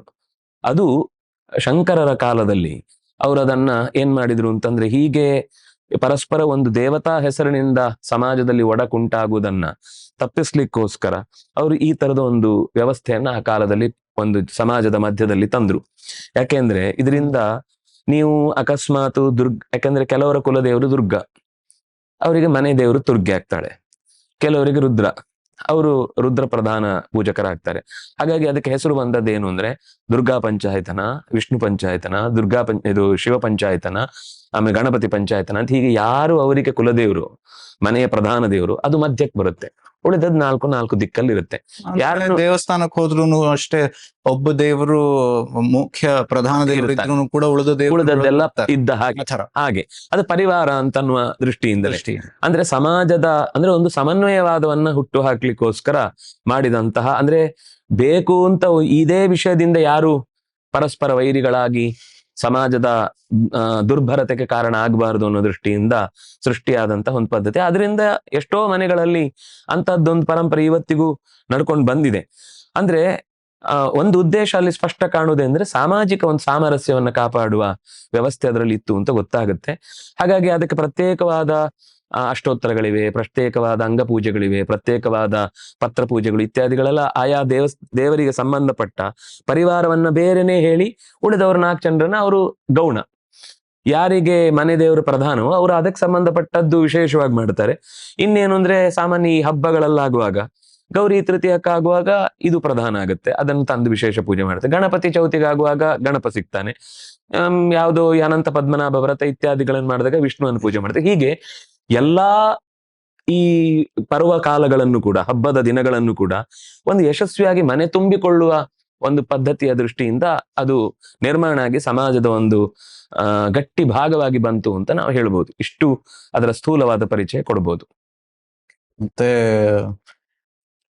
ಅದು ಇವತ್ತಿನ ಪರಿಸ್ಥಿತಿಯಲ್ಲಿ ಹೇಗಿದೆ ಅಂದ್ರೆ ಆರಾಧನೆ, ಅಂದ್ರೆ ಮೊದಲನೇ ಕಾಲದಲ್ಲಿ ಅಂದ್ರೆ ಇನ್ನೊಂದು ವಿಷಯ ಹೇಗೆ ಅಂತಂದ್ರೆ, ಈಗ ಪ್ರಾಣ ಪ್ರತಿಷ್ಠೆ ಆದ್ಮೇಲೆ ಅಲ್ಲಿ ನಿತ್ಯವೂ ಪೂಜೆ ಆಗ್ಬೇಕು ಅನ್ನೋ ಥರನೇ ಇಲ್ಲೂ ಕೂಡ ನಿತ್ಯವೂ ಪೂಜೆ ಆಗ್ಬೇಕು ಅನ್ನೋನ್ಸದಿದೆ. ಅದ್ರಲ್ಲೂ ಕೂಡ ಶಾಲಗ್ರಾಮ ಅದು ಇದ್ರೆ ಅದಕ್ಕೆ ಆಗ್ಲೇಬೇಕು ಪೂಜೆ ಅಂತ ಹೇಳೋದು. ಈ ವಿಚಾರವಾಗಿ ಕೆಲವೊಂದೆಲ್ಲ ಗೊಂದಲಗಳಿವೆ. ಅಂದ್ರೆ ಏನು ಅಂದ್ರೆ, ಹಿಂದೆ ಆ ಒಂದು ಪೂಜಾ ಶ್ರದ್ಧೆ ಅತ್ಯಂತ ಸಹಜವಾಗಿ ಅದು ಉಸಿರಾಟ ಹೇಗೋ ಹಾಗೆ ಇರ್ತಿತ್ತು. ಯಾಕೆಂದ್ರೆ ನಾವು ಈ ಶರೀರದಲ್ಲಿ ಇದ್ದೇವೆ, ಈ ಶರೀರದಿಂದ ಭೋಗಗಳನ್ನ ಪಡೀತಾ ಇದ್ದೇವೆ ಅಂತ ಅದಕ್ಕೊಂದು ಕೃತಜ್ಞತೆ ಅರ್ಪಿಸುವ ಒಂದು ಹಿನ್ನೆಲೆಯಲ್ಲಿ ಈ ಪೂಜಾ ಕೈಂಕರ್ಯವನ್ನ ಬಹಳ ಶ್ರದ್ಧೆಯಿಂದ ಮಾಡುತ್ತಿದ್ರು. ಯಾವಾಗ ನಮಗೆ ಇವತ್ತಿನ ಈ ತಿಳುವಳಿಕೆಯ ಮಟ್ಟದಲ್ಲಿ ನಾವು ಬೆಳೆದಿದ್ದೇವೆ ಅನ್ನುವ ಭ್ರಮೆ ಹುಟ್ಟಿತೋ, ಇದರಿಂದ ಆಗುದಲ್ಲ, ನನ್ನ ಸ್ವಂತ ಸಾಮರ್ಥ್ಯದಿಂದ ಆಗುದು ಅಂತ ಯಾವಾಗ, ಯಾಕಂದ್ರೆ ನಮ್ಮ ಈ ಶಿಕ್ಷಣದಲ್ಲಿ ನೀವು ಗಮನಿಸಿ, ನಮ್ಗೆ ನಿಜವಾದ ಈ ದೇಶದ ಶಿಕ್ಷಣ ಹೇಗಿರ್ಬೇಕಿತ್ತು ಅಂದ್ರೆ ದೇವತಾ ಪರಿವಾರದಿಂದ ಶುರುವಾಗಿ ನಮ್ಮ ಶಿಕ್ಷಣ ಇರಬೇಕು. ಯಾಕೆಂದ್ರೆ ಅವರು ಈ ದೇಶದ ಭಾಗ ಆಗಿದ್ರು. ಈಗ ಈ ಯಾಕೆ ನೀವು ಆಗ ಪ್ರಶ್ನೆ ಕೇಳಿದ್ದು, ರಾಮಾಯಣ ಮಹಾಭಾರತಾದಿಗಳು ನಡೆದಿಲ್ಲ ಅನ್ನೋದು ತಲೆಯಲ್ಲಿ ಯಾವಾಗ ಬಂತೋ ಆವಾಗ ಈ ದೇವತೆಗಳ ಕಲ್ಪನೆ ಬಿಟ್ಟು ಹೋಯ್ತು. ಆದ್ರೆ ನಾವು ನಿತ್ಯದಲ್ಲಿ ಈ ಎಷ್ಟು ದೇವರಿಲ್ಲ ಅಥವಾ ಏನೇ ಹೇಳ್ತಾರೋ ಅವ್ರು ಮತ್ತೆ ಬಂದು ಗುಟ್ಟಾಗಿ ದೇವಸ್ಥಾನಗಳಲ್ಲಿ ಪೂಜೆ ಕೊಡ್ತಾರೆ, ಚಂಡಿ ಹೋಮಗಳನ್ನು ಮಾಡ್ತಾರೆ, ನವಗ್ರಹ ಆರಾಧನೆಗಳನ್ನು ಮಾಡ್ತಾರೆ, ತಮ್ಮ ದೋಷಗಳನ್ನು ಕಳ್ಕೊಳ್ಳಿಕ್ಕೆ ದೇವರೇ ನಾನು ಇವತ್ತು ನಿನ್ನನ್ನು ಇಲ್ಲ ಅಂತ ಹೇಳ್ತೇನೆ, ಕ್ಷಮಿಸ್ಬಿಡು ಅಂತ ಹೇಳ್ಕೊಂಡು ಬೊಬ್ಬೆ ಹೊಡಿತಾರೆ ಹೊರಗಿನಿಂದ. ಆದ್ರೆ ನೈಜವಾಗಿ ಹಾಗೆ ಬದುಕುವುದು ಬಹುಶಃ 100ಕ್ಕೆ ಒಬ್ಬ ಅಥವಾ 1000ಕ್ಕೊಬ್ಬ. ತಾನೇನು ನಾಸ್ತಿಕತೆಯನ್ನು ಇಟ್ಕೊಂಡಿದ್ದೇನೆ ಅದನ್ನ ಅನುಷ್ಠಾನಕ್ಕೂ ತಂದು ಸಮಾಜದಲ್ಲಿ ಅದನ್ನು ಹೇಳುವವನು ಬಹಳ ಕಮ್ಮಿ. ಅವರಿಗೆ ಒಳಗಿನಿಂದ ಒಳಗೆ ಭಯ ಇದ್ದೇ ಇರುತ್ತೆ. ಅವರು ಪೂರ್ವದಲ್ಲಿ ಬಿಟ್ಟು ಬಂದ, ಧಿಕ್ಕರಿಸಿ ಬಂದ ಸಂಗತಿಗಳು ಅದು ನಮ್ಗೆ ಬೇಕಾದಷ್ಟು ಸಾಹಿತ್ಯಗಳ ಬದುಕಲ್ಲಿ ಕಾಣುತ್ತೆ, ಅಥವಾ ಯಾರು ಇದರ ವಿರುದ್ಧ ಮಾತಾಡಿದ್ರು ಅವರ ಕೊನೆ ಹೇಗಿದೆ ಅಂತ ಅನ್ನೋದ್ರಲ್ಲಿ ನಮ್ಗೆ ಕಾಣುತ್ತೆ. ಅವರವರ ನಂಬಿಕೆ, ಅದನ್ನ ನಾವು ಪ್ರಶ್ನೆ ಮಾಡೋದಲ್ಲ. ಆದ್ರೆ ನಮ್ಮ ನಿಜವಾಗಿ ನಮ್ಮ ಸಮಾಜದ ಮಕ್ಕಳಿಗೆ ಭಾಗವಾಗಿ ನಾವು ಏನು ಇತಿಹಾಸವನ್ನು ಬೋಧನೆ ಮಾಡುತ್ತೇವೆ ಅದು ಕೇವಲ 2000 ವರ್ಷದ ಈಚೆಗಿದ್ದು ಮಾತ್ರ ಅಲ್ಲ.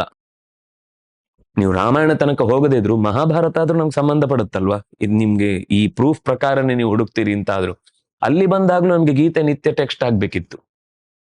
ಯಾಕಂದ್ರೆ ಈ ದೇಶದಲ್ಲಿ ಹುಟ್ಟಿದ ಕೃತಿ ಇದು. ಅಕಸ್ಮಾತ್ ಇದು ಎಲ್ಲಿಯಾದ್ರೂ ಬೇರೆ ದೇಶದಲ್ಲಿ ಈ ಗ್ರಂಥ ಹುಟ್ಟಿದಿದ್ರೆ ಅವ್ರು ದೇವ್ರ ತರ ತಲೆ ಮೇಲೆ ಇಟ್ಕೊಳ್ತಿದ್ರು. ನಮ್ಗೆ ಇಲ್ಲದೊಂದು ಸೆಕ್ಯುಲರ್ ಶಬ್ದ ಸೇರ್ಕೊಂಡ ಮೇಲೆ ಯಾವ ವಸ್ತುತಃ ಅದರ ಅರ್ಥ ಎಲ್ಲ ಧರ್ಮಗಳ ಬಗ್ಗೆ ಗೊತ್ತಿರಬೇಕು ಅಂತ.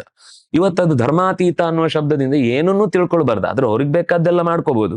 ಕೇವಲ ಪ್ರಧಾನವಾಗಿ ಈ ದೇಶದ ಮೂಲ ಬೇರು ಧರ್ಮ ಯಾವ್ದಿದೋ ಅದನ್ನು ಹೊರತುಪಡಿಸಿದ್ರೆ ಸೆಕ್ಯುಲರ್ ಅನ್ನೋ ಮಟ್ಟದಲ್ಲಿ ಇವತ್ತಿನ ಶಿಕ್ಷಣ ವ್ಯವಸ್ಥೆಯಲ್ಲಿ ಅದನ್ನ ನಮ್ಮನ್ನ ಗೊತ್ತಾಗದ ಹಾಗೆ ಬುದ್ಧಿಯನ್ನ ಏನು ಬ್ರೈನ್ ವಾಶ್ ಅಂತ ಹೇಳ್ತೀವಲ್ಲ ಆ ರೀತಿ ಬದಲಾಯಿಸಿ ಬಿಟ್ಟಿದ್ದಾರೆ ಸಮಾಜದ ವ್ಯವಸ್ಥೆಯನ್ನ. ಆದ್ರೆ ನಮ್ಗೆ ಇತಿಹಾಸದ ಪಾಠ ಆಗುವಾಗ ನಮ್ಗೆ ಈ ಗೀತೆಯಿಂದ ಹಿಡಿದು ಅಥವಾ ಈ ದೇವತಾ ಕಲ್ಪನೆಗಳಿಂದ ಹಿಡಿದು, ಯಾಕೆಂದ್ರೆ ನೀವು ಏನೇ ಮಾಡಿದ್ರು ಮತ್ತೆ ಸಮಸ್ಯೆ ಆದಾಗ ಅದೇನಾಗಿದೆ, ಶಾಲೆಯಲ್ಲಿ ಹೇಳಿಕೊಡುದು ಒಂದು ತರ, ನಾವು ಮನೆಯಲ್ಲಿ ಆಚರಣೆ ಮಾಡೋದು ಒಂಚೂರು ಬೇರೆ ತರ ಆಗುತ್ತೆ. ಸಿಂಪಲ್ ಒಂದು ಹೇಳ್ತೇನೆ. ಸನ್ ಏನು ಅಂತ ಕೇಳಿದ್ರೆ ಸ್ಟಾರ್ ಅಂತಾರೆ. ದೇವಸ್ಥಾನದಲ್ಲಿ ನಮಸ್ಕಾರ ಮಾಡುವಾಗ ಗ್ರಹ ಅಂತಾರೆ. ಅದು ಗ್ರಹನೋ ಸ್ಟಾರು? ಶಾಲೆಯಲ್ಲಿ ಪಾಠ ಮಾಡಿದ್ ಸರಿ ಇರುತ್ತೆ, ಯಾಕಂದ್ರೆ ಅವ್ರ ಪ್ರಕಾರ ಅಲ್ಲಿ ಹೇಳಿದ ಡೆಫಿನೇಷನ್ ಏನಿದೆ ಸ್ವಂತ ಬೆಳಕು ಅಂತ, ಅದು ಅಲ್ಲಿ ಕಾಣುತ್ತೆ. ಗ್ರಹ ಅನ್ನೋದಕ್ಕೆ ಪ್ಲಾನೆಟ್ ಅಂತ ಅನ್ನೋದು ಇನ್ನೊಂದರ ಬೆಳಕಿನಿಂದ ಪ್ರತಿಫಲಿಸಿ ಹುಟ್ಟುವಂತದ್ದು ಅಂತ ಏನಿದೆ, ಅದರಿಂದ ಅವ್ರು ಗ್ರಹ ಅಂತ ಹೇಳುದು.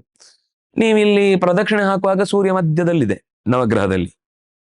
ನೀವಲ್ಲಿ ಗ್ರಹ ಅಂತ ಚಿಂತಿಸ್ತಿರೋ ಅದನ್ನ ನಕ್ಷತ್ರ ಅಂತ ಚಿಂತಿಸ್ತಿರೋ, ಕನ್ಫ್ಯೂಷನ್ ಇದೆ. ಯಾಕೆ ಹೀಗಾಯ್ತು ಅಂದ್ರೆ ನಮ್ಮ ನಿಜವಾದ ಇಲ್ಲಿ ಅಭಿಪ್ರಾಯ ಏನು ಅಂತ ನಾವು ಎಂದೂ ಕೂಡ ಅಲ್ಲಿ ಅದನ್ನ ಪ್ರಶ್ನೆಯೂ ಮಾಡ್ಲಿಲ್ಲ, ಅಥವಾ ಅವರು ಕೂಡ ನಮ್ಗೆ ಬೇಕಾದಾಗ ಅಥವಾ ನಮ್ಮ ತನವನ್ನ ಉಳಿಸಿಕೊಂಡು ಈ ದೇಶದ ಇತಿಹಾಸವನ್ನು ಬರಿಬೇಕು ಅಂತ ಅನ್ಕೊಳ್ಳಿಲ್ಲ. ಅವ್ರಿಗೆ ಏನ್ ಹೇಳ್ಬೇಕಿತ್ತು ಅದನ್ನ ಹೇಳೋದ್ರು. ಅವರಿಗೆ ಒಂದಿಷ್ಟು ಕಾರುಕೂನರು ಬೇಕಿತ್ತು, ಅದಕ್ಕೆ ಒಂಚೂರು ಸಮಾಜ, ಒಂಚೂರು ವಿಜ್ಞಾನ, ಒಂಚೂರು ಗಣಿತ, ಒಂಚೂರು ಭಾಷೆ, ಇಷ್ಟು ಕಲ್ತ್ಬಿಟ್ರೆ ಅವ್ರಿಗೆ ಬೇಕಾದ ಹೇಳಿದ್ದು ಕಟಕಟ ಅಂತ ಕೊಟ್ಟಿದ್ರೆ ಅವ್ರಿಗೆ ಬೇಕಾದೆಲ್ಲ ಮಾಡಿ ಕೊಡ್ತಾರೆ ಅಂತ ಅನ್ನುವಂತಹ ಕೆಲಸದವ್ರು ಬೇಕಿತ್ತು. ಅದಕ್ಕೆ ತಕ್ಕ ಶಿಕ್ಷಣದ ವ್ಯವಸ್ಥೆ ಆಯ್ತು. ಅದು ಇವತ್ತಿಗೂ ಮುಂದುವರಿತಾ ಇದೆ. ಅದೇ ಹೇಳಿದ್ ನಾನು, ಇವತ್ತಿಗೂ ಅದೇ ಮುಂದುವರಿತು ಅಂತ ಅದಕ್ಕೆ ಹೇಳಿದ್ ನಾನು. ನಾವೊಂಥರ ಅವ್ರು ಹೋದ ಮೇಲೂ ಅವರನ್ನೇ ಅನುಸರಿಸ್ತಾ ಬದುಕ್ತಾ ಇದ್ದೇವೆ ಅಷ್ಟೇ. ಬಟ್ ಅದನ್ನ ಸ್ವಾತಂತ್ರ್ಯ ಬಂದ್ಮೇಲೂ ಕೂಡ ಅದ್ರ ರಿಪೇರಿ ಆಗಿಲ್ಲ. But ಇದ್ರ ಬಗ್ಗೆ ಈಗಾಗಲೇ ತುಂಬಾ ಸತಿ ಮಾತಾಡಿ ಆಗ್ಬೇಕಿತ್ತು, ಆಗ್ತಿಲ್ಲ. ಆದ್ರೆ ನೋಡಿ, ಯಾವ ದೇಶಕ್ಕೆ ತನ್ನ ಇತಿಹಾಸದ ಪ್ರಜ್ಞೆ ಇಲ್ವೋ ಆ ದೇಶ ಬೇರೆಯವರಿಂದ ಅಟ್ಯಾಕ್ ಆಗುವ ಮುಂಚೆನೆ ನಾಶ ಆಗುತ್ತೆ.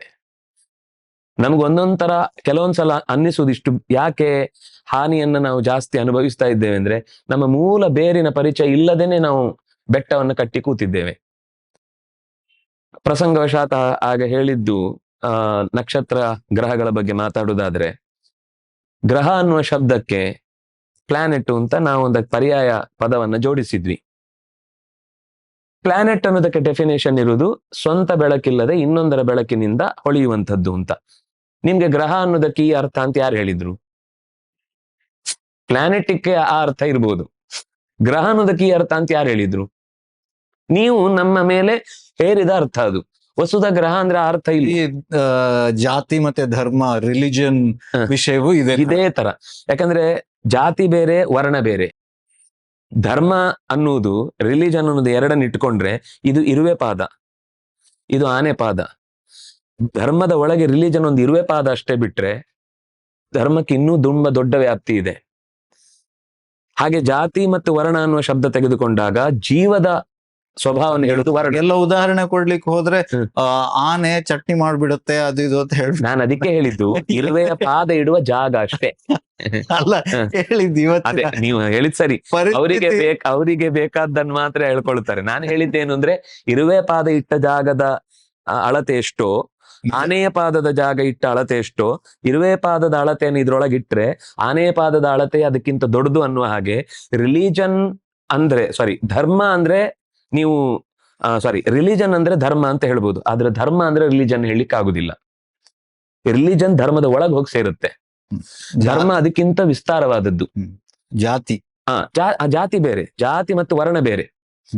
ಜಾತಿ ಅಂದ್ರೆ ನಿಮ್ಮ ಬೈ ಬರ್ತ್, ನಿಮ್ಮ ಜೆನೆಟಿಕಲ್ ಫೋರ್ಸ್, ನಿಮ್ಮ ಜೆನೆಟಿಕಲ್ ಫೋರ್ಸ್. ಇದು ಒಳಗಿನಿಂದ ಒಂದು ಇಂಟರ್ನಲ್ ಫೋರ್ಸ್ ಇದೆ, ಅದು ವರ್ಣ. ಮತ ಅಂದ್ರೆ ಅದೇ ಅಭಿಪ್ರಾಯ. ಅದು ಧರ್ಮ, ಮತ, ಇದೆಲ್ಲ ಒಂದೊಂದಕ್ಕೆ ಬೇರೆ ಬೇರೆ ಮುಖಗಳಲ್ಲಿ ಅದರ ಅರ್ಥ ಇದೆ.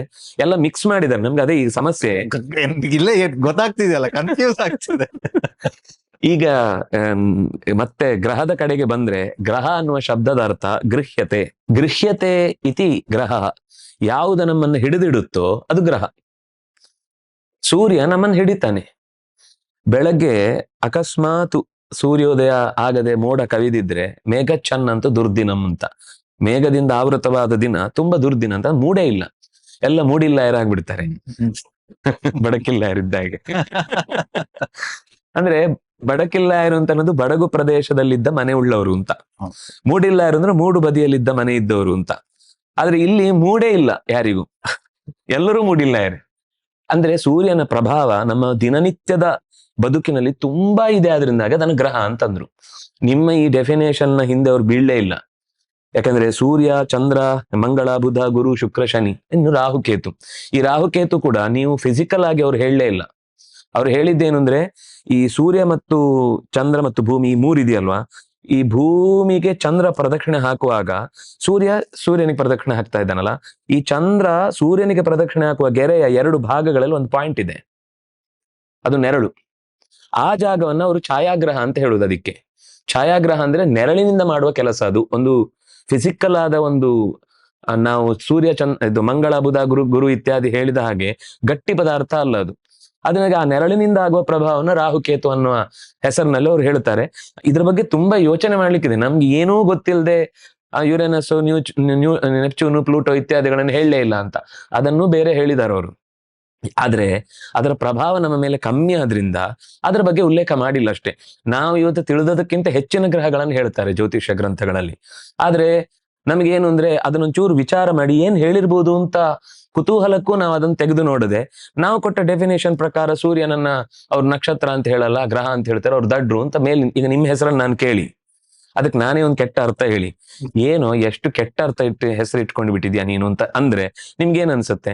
ನೀವು ನನ್ನ ಹತ್ರ ಕೇಳಿ ನನ್ನ ಹೆಸರಿನ ಅರ್ಥ ಏನು ಅಂತ, ನೀವೇನ್ ಅರ್ಥ ಡೆಫಿನೇಷನ್ ಮೊದಲೇ ಕೊಡುದು? ಅದೇ ತರ ಸೇಮ್ ಬಯಾಲಜಿ. ಅದಕ್ಕೆ ನಾವು ಕನ್ನಡದಲ್ಲಿ ಏನ್ ಹೇಳುದು? ಜೀವಶಾಸ್ತ್ರ ಅಂತ. ಇಡೀ ನಿಮ್ಮ ಬಯಾಲಜಿ ಪುಸ್ತಕದಲ್ಲಿ ಎಲ್ಲೇ ತೆಗೆದು ನೋಡಿದ್ರು ಜೀವದ ಬಗ್ಗೆ ಮಾತಿದ್ಯಾ? ಈಗ ನೀವು ಮಾತಾಡಿದ ಇಲ್ಲಿ ತನಕ ಜೀವಾಲಜಿ ಅಂದ್ರೆ ಇದು.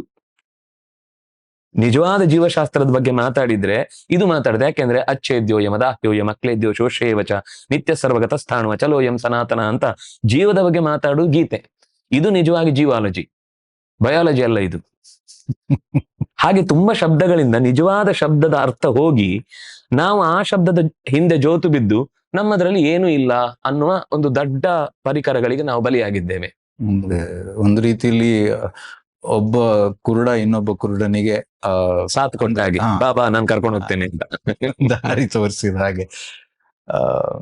ನೀವು ಈ ಮೂರ್ತಿ ಪೂಜೆಯ ವಿಷಯ ಮಾತಾಡುವಾಗ ನಾನು ಈ ಪಂಚಾಯತನದ ಬಗ್ಗೆ ಸ್ವಲ್ಪ ಇನ್ನೂ ಕೇಳೋದಿದೆ, ಆದ್ರೆ ಈ ವಿಷಯ ನಂಗೆ ಮರ್ತು ಹೋಗುತ್ತೆ. ಆಗ ಕೇಳ್ಬೇಕಾಗಿತ್ತು, ಮರ್ತೆ. ಲಿಂಗ ರೂಪದಲ್ಲಿ ಈಗ ಬೇರೆ ಬೇರೆ ದೇವರನ್ನ ಪ್ರತಿಷ್ಠೆ ಮಾಡಬಹುದು ಅಂತ ಹೇಳಿದ್ರಿ ನೀವು. ಆ ರೂಪದಲ್ಲೇ ಅಲ್ಲದೆ ಇದ್ರೂ ಕೂಡ ಈಗ ನಾನು ಒಬ್ಬ ದೇವರನ್ನ ನಂಬಿಕೆಯಿಂದ ಆರಾಧನೆ ಮಾಡುವನಾಗಿ, ಈಗ ಅದನ್ನೇ ಒಂದು ಉದಾಹರಣೆಯಾಗಿ ತಗೊಳ್ಳೋದಾದ್ರೆ, ಲಿಂಗ ರೂಪದಲ್ಲಿ ಅಲ್ಲಿ ವಿಷ್ಣು ಇದ್ರು ಅದನ್ನ ನಾನು ಶಿವನಾಗಿ ಆರಾಧನೆ ಮಾಡಿದ್ರೆ ಅದರ ಫಲ ಏನು?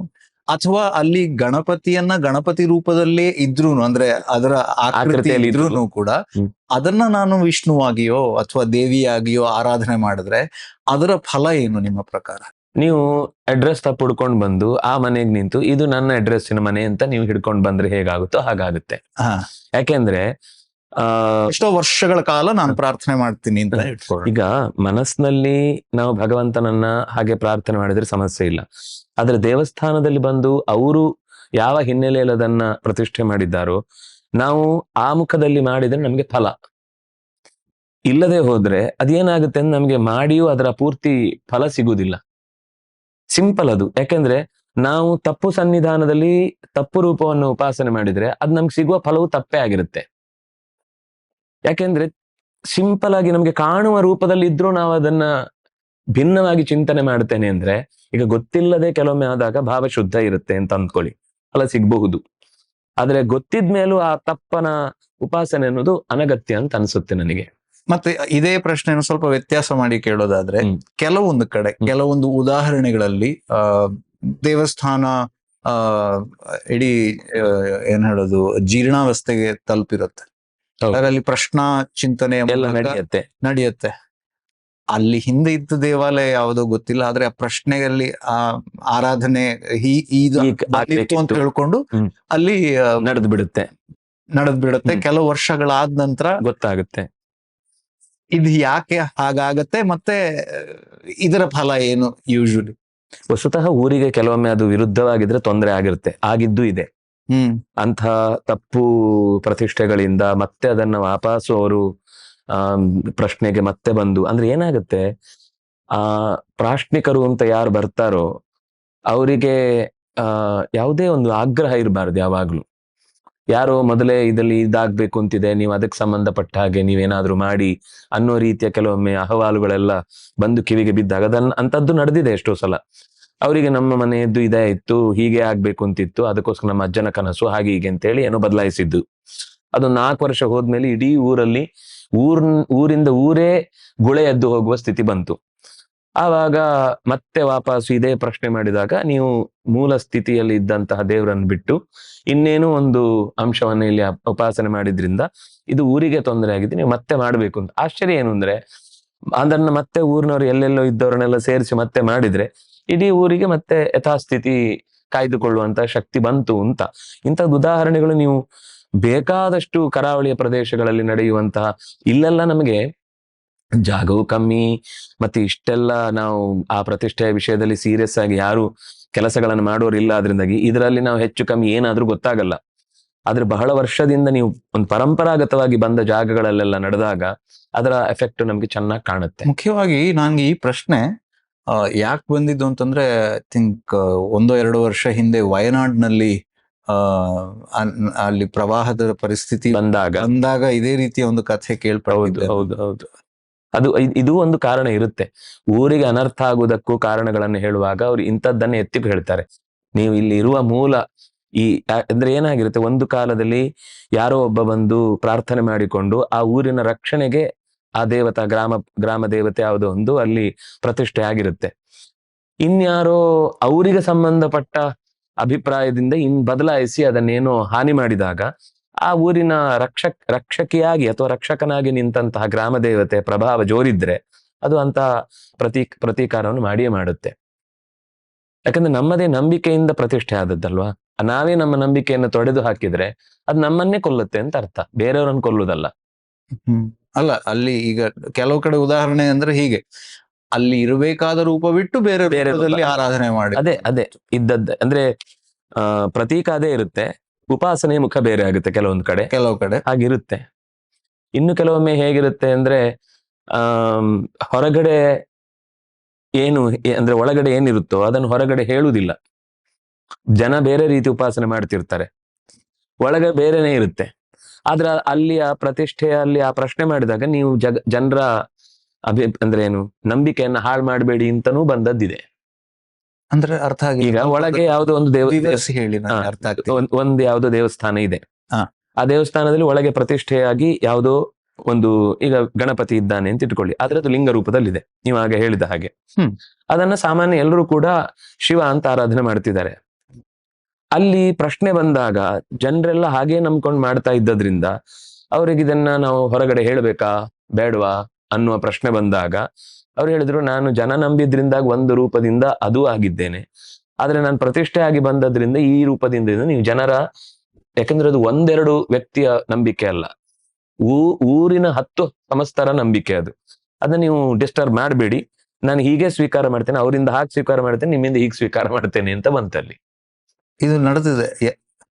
ಹೌದು, ಅಂದ್ರೆ ಒಂದು ರೂಪದಲ್ಲಿ ಅವನನ್ನ ಪೂಜೆ ಮಾಡಿದ್ರು ಕೂಡ ಜನ ಇನ್ನೊಂದು ರೂಪದಲ್ಲಿ ನೋಡಿದ್ರು ಎರಡೂ ಸರಿ. ಯಾಕೆಂದ್ರೆ ಸರಿ ಅಂತ ಅನ್ನೋದು ಅದು ಕೆಲವು ಜಾಗಕ್ಕೆ ಮಾತ್ರ ಆಗುತ್ತೆ, ಎಲ್ಲಾ ಜಾಗಕ್ಕೂ ನಾವು ನಿಮ್ಮ ಹೇಳಿಕ್ ಆಗುದಿಲ್ಲ. ಯಾಕೆಂದ್ರೆ ಅಲ್ಲಿ ಏನಾಗಿದೆ ಅಂದ್ರೆ ಅದರ ಪಕ್ಕದಲ್ಲಿ ಅದರದ್ದು ಒಂದು ಕುರುಹು ಇರುತ್ತೆ. ಅಂದ್ರೆ ಈಗ ಇಲ್ಲಿ ಅವ್ರು ಏನನ್ನ ಪೂಜೆ ಮಾಡ್ತಿದಾರೋ ಅದರದ್ದೇ ಪಕ್ಕದಲ್ಲಿ ಇನ್ನೊಂದು ಅದೇ ತರದ, ಈಗ ಗಣಪತಿಯಿಂದ ನಾನು ಹೇಳಿ ಅದ್ರ ಪಕ್ಕದಲ್ಲಿ ಲಿಂಗದಲ್ಲಿ ಶಿವ ಇದ್ರೆ ಅದು ಎರಡು ಸೇರಿಯೇ ತಗೊಳುತ್ತದು. ಯಾಕಂದ್ರೆ ಉಪಾಸನೆಯಲ್ಲಿ ಅವನಿಗೆ ಸ್ಥಳದಲ್ಲಿ ಆಚೀಚೆ ಆಗಿರಬಹುದು ಬಿಟ್ರೆ ಅದೇ ಸ್ಥಳದಲ್ಲಿ ಅದು ಫಲ ಕೊಡ್ತಾ ಇರೋದು. ಹಾಗೆ ನಾವು ಮೇಲ್ನೋಟದ ಸಂಗತಿಗಳನ್ನ ಒಂದೇ ಸರ್ತಿಗೆ ಡಿನೈ ಮಾಡಿ ಜನರನ್ನ ದಾರಿ ತಪ್ಪಿಸಬಾರದು ಅನ್ನೋದು ಆ ಶಾಸ್ತ್ರದ ಮೂಲ ಉದ್ದೇಶ. ಹೊರತು ನಮಗೆ ಸತ್ಯ ಹೇಳಬೇಕು ಅಂತ ಹೋಗಿ 10 ಜನಕ್ಕೆ ನ ಬುದ್ಧಿ ಬೇಜಂ ಜನಹಿತ. ಯಾಕಂದ್ರೆ ಎಲ್ಲಾ ತರದ ಉಪಾಸಕರು ಇದ್ದಾರಲ್ವಾ, ಅವ್ರವ್ರಿಗೆ ಅವರು ಯಾವ ದಾರಿಯಿಂದ ಅವನಿಗೆ ಸರಿಯಾದ ತಿಳಿಬೇಕು ಅಂತಿದ್ರೆ ಒಂದ್ ದಿವಸ ಅದೇ ರಿವೀಲ್ ಆಗುತ್ತೆ, ಅವನಿಗೆ ಬೇಕಾದ ಹಾಗೆ ಅವನಿಗೆ ಗೊತ್ತಾಗುತ್ತೆ. ಹಾಗೆ ಎಷ್ಟೋ ಕಡೆ ನಡೆದದ್ದಿರುತ್ತೆ. ಹಾಗಾದ್ರೆ ಉಪಾಸನೆಯ ಪ್ರಪಂಚ ಅದಷ್ಟು ಸುಲಭದಲ್ಲಿ ನಾವು ಗಂಟು ಬಿಚ್ಚಿ ಎಲ್ಲವನ್ನ ಅರ್ಥ ಮಾಡ್ಕೊಳ್ತೇವೆ ಅನ್ನೋದು ಕಷ್ಟ. ನಮ್ಮ ಭಾವನೆ ಸ್ಪಷ್ಟವಾಗಿ ಶುದ್ಧವಾಗಿದ್ರೆ ಅದು ಸರಿಯಾದ ದಾರಿಯಲ್ಲೇ ಫಲ ಕೊಡುತ್ತೆ. ಇನ್ನೊಂದು ವಿಚಾರ ಏನು ಅಂತಂದ್ರೆ, ಇದು ಯಾವುದೇ ರೀತಿ ಆರಾಧನೆಯಲ್ಲಿರಬಹುದು. ಪಂಚಾಯತನದ ಆರಾಧನೆ ಬಗ್ಗೆ ನಾನು ಕೇಳಿದೆ ನಿಮ್ಗೆ. ಮತ್ತೆ ಈ ದೇವರ ಅಂದ್ರೆ ಪ್ರಾಣ ಪ್ರತಿಷ್ಠೆ ಮಾಡಿ ಆರಾಧನೆ ಮಾಡೋದಿರ್ಬೋದು, ಕಾಲಾಂತರದಲ್ಲಿ ಬಿಟ್ಟು ಹೋಗುವಂಥದ್ದು. ಮೊದಲಿಗೆ ಏನು ಅಂತಂದ್ರೆ ಬಿಟ್ಟು ಹೋಗುವುದರಿಂದ ಆಗುವಂತಹ ಫಲಗಳೇನಿರಬಹುದು, ಮತ್ತೆ ಈ ಬಿಟ್ಟು ಹೋಗೋದಕ್ಕೆ ಕಾರಣಗಳೇನಿರಬಹುದು. ಕಾರಣ ಮುಖ್ಯವಾಗಿ ನಾವು ಆವಾಗ್ಲೇ ಮಾತಾಡಿಕೊಂಡ ಹಾಗೆ ಇವತ್ತಿನ ಶಿಕ್ಷಣದ ಅದು ಒಂದು ಜೀವನದ ಶೈಲಿ. ಯಾಕಂದ್ರೆ ನಮಗೆ ಉದ್ಯೋಗ ಅಂತ ಬಂದಾಗ ಯಾವುದೋ ಪೇಟೆಯ ಮುಖವನ್ನೇ ನೋಡ್ಬೇಕಾಗುತ್ತೆ. ನಾವು ಇರುವ ಜಾಗದಲ್ಲಿ ನಾವು ಓದಿದ್ದಕ್ಕೂ ಅಲ್ಲಿಯ ಅವಕಾಶಕ್ಕೂ ಸಂಬಂಧವೇ ಇರುವುದಿಲ್ಲ. ಆಗ ಅನಿವಾರ್ಯವಾಗಿ ಹೊರ ವಲಯಕ್ಕೆ ಬರ್ತಾರೆ. ಅಂದ್ರೆ ಸಾಮಾನ್ಯ ಕೆಲವರು ಏನ್ ಮಾಡ್ತಾರೆ ಅಂದ್ರೆ ಒಪ್ಪಿಗೆ ತಗೊಂಡು ಒಂದು ಭಾಗ ಮಾಡಿಕೊಂಡು ಅದರಿಂದ ಅಂದ್ರೆ ಅಲ್ಲಿ ಒಂದು ಪ್ರತೀಕ ಉಳಿಸಿ ಅದರದ್ದೇ ಇನ್ನೊಂದು ಪ್ರತೀಕವನ್ನು ತಂದು ಮನೆಯಲ್ಲಿ, ಇಲ್ಲಿಯೂ ಪೇಟೆಗಳಲ್ಲಿ ಮಾಡುವುದಿದೆ ಪೂಜೆ. ಆದ್ರೆ ಸಾಮಾನ್ಯ ಎಲ್ಲಿಯಾದ್ರೂ ಒಂದು ಫಲದ ನಿರೀಕ್ಷೆಯಿಂದ, ಅದಕ್ಕೆ ಏನಂತಾರೆ ನಾವು ಸಕಾಮ ಅಂತ ಹೇಳ್ತೇವೆ ಅಥವಾ ಕಾಮ್ಯ ಕರ್ಮ ಅಂತ ಕರೀತಾರೆ, ಯಾವುದೋ ಒಂದು ಉದ್ದೇಶದಿಂದ ನಮ್ಮ ಮನೆಗೆ ಏನೋ ಒಂದು ದೊಡ್ಡ ಗಂಡಾಂತರ ಪರಿಹಾರ ಆಗ್ಲಿಕ್ಕೋಸ್ಕರ ನಾವು ಇಂಥ ಒಂದು ಸೇರು ಅಕ್ಕಿ ನಿವೇದನೆ ಮಾಡಿ ನಾವು ಪೂಜೆ ಮಾಡ್ತೇವೆ ಅಂತ ಹೀಗೆ ಹೇಳಿ ಹರಕೆ ಹೊತ್ತು ನಾವು ಮಾಡಿದ್ದ ಸಂಗತಿಗಳಾಗಿ ಅಲ್ಲಿ ಪೂಜೆ ನಡೀತಾ ಇದ್ರೆ ಆಗದು ಬಿಟ್ಟಾಗ ತುಂಬಾ ತೊಂದರೆ ಕೊಡುತ್ತೆ. ಏನೇ ಪ್ರತೀಕ ಇರ್ಬೋದು, ಯಾವುದೇ ಪ್ರತೀಕ ಇರ್ಬೋದು, ಬಿಟ್ಟು ಹೋದ್ರೆ ಬಹಳ ಕಾಲದವರೆಗೆ ಬಿಟ್ಟು ಹೋದ್ರೆ ಅದಕ್ಕೆ ಏನ್ ಮಾಡ್ತಾರೆ ಅಂದ್ರೆ ಕೆಲವರೆಲ್ಲ ಬೇರೆ ಯಾರಿಗೋ ವಹಿಸಿಕೊಟ್ಟು ನೀವು ಈ ಮನೇಲಿ ಇರಿ, ಪೂಜೆ ನಿತ್ಯ ಆಗುದಕ್ಕೆ ಅವಕಾಶ ಮಾಡಿ, ಇಷ್ಟೇ ನಾವು ಕೇಳ್ಕೊಳ್ಳೋದು, ನಮ್ಗೆ ನೀವೇನ್ ಕೊಡ್ಬೇಕಾಗಿ. ಹೀಗೆ ಎಷ್ಟೋ ಮನೆಗಳಲ್ಲಿ ಹಾಗೆ ನಡೀತಾ ಇದೆ. ಅವರಿಗೆ ಸ್ವಂತಕ್ಕೆ ಮನೆ ಕಟ್ಲಿಕ್ಕೆ ಇರೋದಿಲ್ಲ, ಆದ್ರೆ ಆ ಮನೆಗೆ ವಾಪಸ್ ಇವ್ರು ಹೋಗುದಿಲ್ಲ. ಇವ್ರು ಪೇಟೆಯಲ್ಲಿ ಇದ್ದವ್ರು ಪೇಟೆಯಲ್ಲೇ ಕಳೆದೋಗಿರ್ತಾರೆ. 40-50 ವರ್ಷ ಆದ್ರೂ ಅಲ್ಲೇ ಇದ್ದು ಅವರೇ ಆ ಮನೆಯ ಪೂಜಾ ಕ್ರಮದಲ್ಲಿ ಉಳಿದು ಹೋದವರು ಇದ್ದಾರೆ ಎಷ್ಟೋ ಸಲ.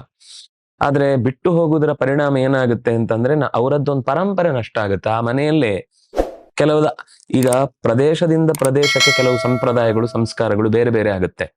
ಹೇಗೆ ನಮ್ಮ ಆಹಾರ, ವಸ್ತ್ರ ಅಥವಾ ನಮ್ಮ ಭಾಷೆ ಒಂದು 100-150 ಕಿಲೋಮೀಟರ್ಗೆ ವ್ಯತ್ಯಾಸ ಆಗ್ತಾ ಇರುತ್ತೆ. ಈಗ ನಾವು ಇಲ್ಲಿಂದ ಮೈಸೂರಿಗೆ ಹೋದಾಗ ಅಲ್ಲಿ ಚೂರು ಭಾಷೆ ಚೇಂಜ್, ಮಂಡ್ಯದಲ್ಲಿ ಇನ್ನೊಂದು ಸ್ವಲ್ಪ ವ್ಯತ್ಯಾಸ ಇರುತ್ತೆ, ಇನ್ನು ಕೊಡಗಿಗೆ ಹೋದ್ರೆ ಅಲ್ಲಿ ವ್ಯತ್ಯಾಸ, ನಾವು ಉಡುಪಿ ಮಂಗಳೂರಿಗೆ ಹೋದಂತೂ ಇನ್ನೂ ವ್ಯತ್ಯಾಸ, ಪುತ್ತೂರು ಸೈಡಿಗೆ ಬಂದ್ರೆ ಮತ್ತೂ ವ್ಯತ್ಯಾಸ, ಸಿರ್ಸಿ ಕಡೆಗೆ ಹೋದ್ರೆ ಇನ್ನೂ ವ್ಯತ್ಯಾಸ, ಕುಂದಾಪುರ ಅದೊಂಥರ. ಬರೀ ಒಂದೇ ಕನ್ನಡ ಎಷ್ಟು ವಿಭಾಗಗಳಲ್ಲಿ ಭಾಷೆಯ ಶೈಲಿಯನ್ನ ಅದು ತೆರ್ಕೊಳ್ಳುತ್ತೆ. ಹಾಗೆ ಕೇವಲ ಅದರಲ್ಲಿ ಮಾತ್ರ ಅಲ್ಲ, ನಮ್ಮ ಆಹಾರ ಉಪಾಸನೆಗಳಲ್ಲೂ ಅಂತ ವ್ಯತ್ಯಾಸಗಳಿವೆ. ಆಯಾ ಪ್ರದೇಶದಲ್ಲಿ ಏನ್ ಪದಾರ್ಥಗಳು ಸಿಗುತ್ತೋ ಅದನ್ನು ಅವರು ದೊಡ್ಡದಾಗಿ ಬೆಳೆಸಿರ್ತಾರೆ. ನಮ್ಗೆ ಇವತ್ತು ಅನಾರೋಗ್ಯಕ್ಕೆ ಹೆಚ್ಚು ಕಮ್ಮಿ ಕಾರಣ ಏನು ಅಂದ್ರೆ ಈ ಸಂಪ್ರದಾಯಗಳಲ್ಲಿ ಏನ್ ಆಹಾರದ ಪದ್ಧತಿ ಇತ್ತು ಅದನ್ನ ನಾವು ಬಿಟ್ಟಿದ್ದೇವೆ. ಈಗ ನಮ್ಗೆ ಕರಾವಳಿಯ ಪ್ರದೇಶದವರು ಅಂತ ಆದ್ರೆ ಅವರಿಗೆ ತೆಂಗಿನೆಣ್ಣೆ ದೇಹಕ್ಕೆ ಒಗ್ಗಿರುತ್ತೆ.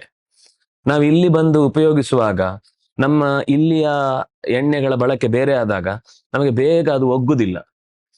ಅವರಿಗೆ ಮದ್ದು ಬೇಕು ಅಂದ್ರೆ ಅಲ್ಲಿಂದನೇ ಅಂತ ಪದಾರ್ಥದ್ದೇ ಮದ್ದು ಆದ್ರೆ ಅದು ಬೇಗ ಕೆಲಸ ಮಾಡುತ್ತೆ. ಈಗ ನಾವು ಆ ಪದಾರ್ಥಗಳ ಬಳಕೆಯಲ್ಲಿ ಅಥವಾ ಸಂಪ್ರದಾಯದಲ್ಲಿ ಉಪಯೋಗಿಸುವಂತಹ ವಸ್ತುಗಳಲ್ಲಿ ವ್ಯತ್ಯಾಸ ಆಗಿ ಹೋಗಿರುವುದರಿಂದ ಅದು ನಮ್ಮ ಪೂಜೆಯ ಫಲವಾಗಿಯೂ ನಮಗೆ ತೊಡಕಾಗುತ್ತೆ. ಜೊತೆಗೆ ನಾವೇ ನಮ್ಮ ಸಂಸ್ಕಾರವನ್ನ, ಹಳೆಯ ಸಂಪ್ರದಾಯವನ್ನ ಬಿಟ್ಟುಕೊಟ್ಟ ಅಂದ್ರೆ ಒಂದ್ ಕಾಲಕ್ಕೆ ಹೋಗೇ ಬಿಡುತ್ತದು. ಮತ್ತೆ ಅದನ್ನ ನಾವು ಇನ್ನೊಮ್ಮೆ ಹೊರಗೆ ತರ್ತೇವೆ ಅಂದ್ರೆ ಸಿಗುದೇ ಇಲ್ಲ. ಅಂದ್ರೆ ಒಂದು ವೈವಿಧ್ಯಮಯವಾದ ಬದುಕನ್ನು ನಾವು ಕಳ್ಕೊಳ್ತೀವಿ ಅಂತ ಅನ್ಸುತ್ತೆ. ಅದ್ರ ಜೊತೆಗೆ ನೆಮ್ಮದಿನೂ ಹೋಗುತ್ತೆ, ಆರೋಗ್ಯನೂ ಕಡಿಯುತ್ತೆ. ನಾವು ತುಂಬಾ ವಿಚಾರಗಳ ಬಗ್ಗೆ ಮಾತಾಡಿದ್ವಿ, ಆದ್ರೆ ಕೊನೆಯಲ್ಲಿ ನಾವು ಅಂದ್ರೆ ಈ ನೆಗೆಟಿವ್ ವಿಚಾರದಲ್ಲಿ ಮುಗಿಸೋದು ಬೇಡ. ಇದಕ್ಕೆ ಆಶಾಕಿರಣವಾಗಿ ಏನಾದ್ರೂ ನಡೀತಾ ಇದೆ ಖಂಡಿತ. ಅಂದ್ರೆ ಮೊದಲಿಗೆ ಕೇವಲ ಅದೊಂದು ಚಟುವಟಿಕೆ ಅಥವಾ ಕ್ರಿಯಾರೂಪದಲ್ಲಿ ಇರ್ತಿತ್ತಷ್ಟೇ. ಅವರಿಗೆ ಆಗ್ಬೇಕು ಅದು ಹೇಗೆ ಆಗ್ಬೇಕು ಅದರ ಹಿನ್ನೆ ಭಾವ ಇದ್ರೂ ಕೂಡ ಅರಿತು ಮಾಡುವಷ್ಟು, ಯಾಕಂದ್ರೆ ಅವರಿಗೆ ಕೃಷಿ ಇರ್ತಿತ್ತು, ಇನ್ನೇನು ಅವರ ವ್ಯಕ್ತಿಗತವಾದ ಒಂದಿಷ್ಟು ಅಲ್ಲೇ ಊರಿನ ಅಜಲು ಅಂತ ಹೇಳ್ತಾರೆ, ಸಾಮಾನ್ಯ ಅಲ್ಲಿಯ ಭೂತ ಅಥವಾ ದೈವಿಕವಾದ ಕರ್ಮಗಳು ಇತ್ಯಾದಿಗಳೆಲ್ಲ ಅವ್ರು ಬದುಕ್ತಾ ಇದ್ರು.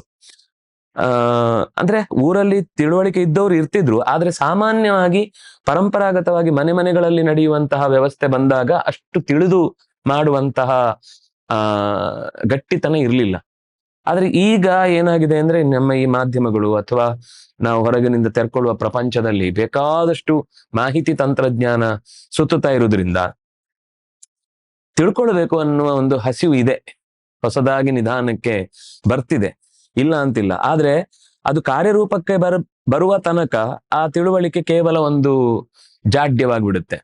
ಯಾವಾಗ ನಾವೇನ್ ತಿಳಿದ್ವಿ ಅದರ ಪ್ರಕಾರ ಬದುಕುವುದಕ್ಕೆ ಹೊರಡುವಂತಹ ಕಲ್ಪನೆಯನ್ನ ನಾವು ಮನಸ್ಸಿನಲ್ಲಿ ಧಾರಣೆ ಮಾಡಿದ್ರೆ ಆವಾಗ ನಮ್ಮ ಬದುಕಿಗೆ ಅದು ಎಲ್ಲಿಯಾದ್ರೂ ನಮ್ಮ ಹಳೆಯದನ್ನ ಬಿಟ್ಟು ಹೋಗಿದ್ರು ಒಂದಿಷ್ಟು ದಿವಸ ಇಲ್ಲಿಯ ಬದುಕನ್ನ ಅನುಭವಿಸಿ ಮತ್ತೆ ವಾಪಸ್ ಮರಳಿ ಮಣ್ಣಿಗೆ ಹೋಗಿ ಸೇರುವಂತಹ ಒಂದು ದಿನಗಳು ಬರುದಿಲ್ಲ ಅಂತಿಲ್ಲ. ಯಾಕಂದ್ರೆ ಈ ಕೊರೋನಾ ಟೈಮಲ್ಲಿ ಎಷ್ಟೋ ಜನ ವಾಪಸ್ ಗದ್ದೆಗೆ ಹೋದವರನ್ನ ನಮ್ಮ ಮಿತ್ರ ಪರಂಪರೆಯಲ್ಲಿ ನಾವು ಮಿತ್ರ ಬಳಗದಲ್ಲಿ ಬೇಕಾದಷ್ಟು ನೋಡ್ತೇವೆ.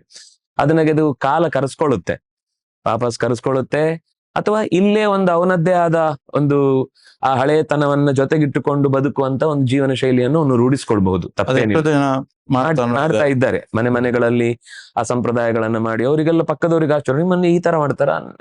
ಅದು ಕೆಲವೊಮ್ಮೆ ಏನಾಗಿದೆ ಕೊನೆಗೆ ಪೂರ್ತಿಯಾಗಿ ನಾವು ಹಾಗೆ ಮಾಡ್ಬೇಕು, ಅವ್ರು ಏನೋ ಒಂದ್ ಮಾಡ್ತಾರೆ, ನಮ್ಮನೆದ್ದು ನೋಡ್ಕೊಂಡ್ ಬರ್ಬೇಕು. ಎಷ್ಟೋ ಸರ್ತಿ ಮಕ್ಕಳು ಕೇಳುದಿದೆ, ಅವ್ರ ಮನೇಲಿ ಅದೇನೋ ಮಾಡ್ತಾರೆ, ನಮ್ಮನೆಲ್ಲ ಅದಲ್ಲಿ ಯಾಕೆ ಮಾಡಲ್ಲ ಅಂತ. ಆಗ ಅಪ್ಪ ಅಮ್ಮನಿಗೆ ತಲೆಗೆಡುತ್ತೆ, ಓ ನಮ್ಮನೆದ್ದು ಏನು. ಹಾಗಾದ್ರೆ ಒಂದ್ ಸರ್ತಿ ಅಜ್ಜಿ ಮನೆಗೆ ಹೋಗಿ ಅಲ್ಲಿ ಏನೇನ್ ಮಾಡ್ತಾರೆ ಅಂತ ನೋಡಿ, ಈ ಸರ್ತಿ ನಮ್ಮ ದೀಪಾವಳಿ ಹಬ್ಬಕ್ಕೆ ಅದನ್ನೆಲ್ಲ ಸೇರಿಸಿ ಮಾಡೋಣ ಅನ್ನೋ ಒಂದು ನಿಧಾನಕ್ಕೆ ಬದಲಾವಣೆ ಇದೆ. ಯಾಕಂದ್ರೆ ಚಕ್ರ ಒಂದ್ಸರ್ತಿ ಹೀಗ್ ಮೇಲ್ ಹೋದ್ಮೇಲೆ ವಾಪಸ್ ಕೆಳಗ್ ಬರ್ಲೇಬೇಕು, ಅಥವಾ ಕೆಳಗ್ ಹೋಗಿದೆ ಅಂತಂದ್ಮೇಲೆ ಮತ್ತೆ ವಾಪಸ್ ಮೇಲ್ ಬರ್ಲೇಬೇಕು. ಬರುತ್ತೆ, ನಾವು ಆ ಬಂಡಿಯಲ್ಲಿ ಸವಾರರಷ್ಟೇ, ನಾವು ಅದನ್ನ ಮೇಲ್ ತರುವವರು ಅಲ್ಲ, ಕೆಳಗಿಳಿಸೋರು ಅಲ್ಲ. ನಾವು ಅದ್ರ ಜೊತೆಗೆ ಪಾಸ್ ಆಗ್ತಾ ಹೋಗ್ತಾ ಇದ್ದಾಗೆ ಸಿಕ್ಕಿದ ಅನುಭವಗಳಿಂದ ಬಾಚ್ಕೊಳ್ಬೇಕಷ್ಟೇ ಒಂದಿಷ್ಟು ತಿಳುವಳಿಕೆಯನ್ನ. ನಾನು ಜಾರಿ ಹೋಗುವಂತವನಾಗಬಾರ್ದು, ಮೇಲೆ ಏರುವವನಾಗಬೇಕು ಅಂತ ನಾವು ಎಚ್ಚರಿಕೆ ಬರ್ಬೇಕಷ್ಟೇ. ಜಾರಿಯಲ್ಲಿರ್ಬೇಕು, ಜಾರಿಯಲ್ಲಿದ್ರೆ ಜಾರಲ್ಲ.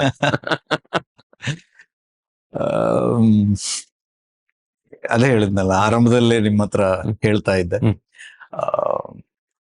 ನಿಮ್ಮ ಹತ್ರ ಎಷ್ಟು ಮಾತಾಡಿದ್ರು ಮತ್ತಷ್ಟು ವಿಷಯಗಳನ್ನ ಕೇಳಬೇಕು ಅನ್ನೋದು ಈಗಲೂ ಇದೆ. ಆರಂಭ ಮಾಡಿದಾಗ ಇದ್ದಂತಹ ತುಡಿತ ಇದೆ.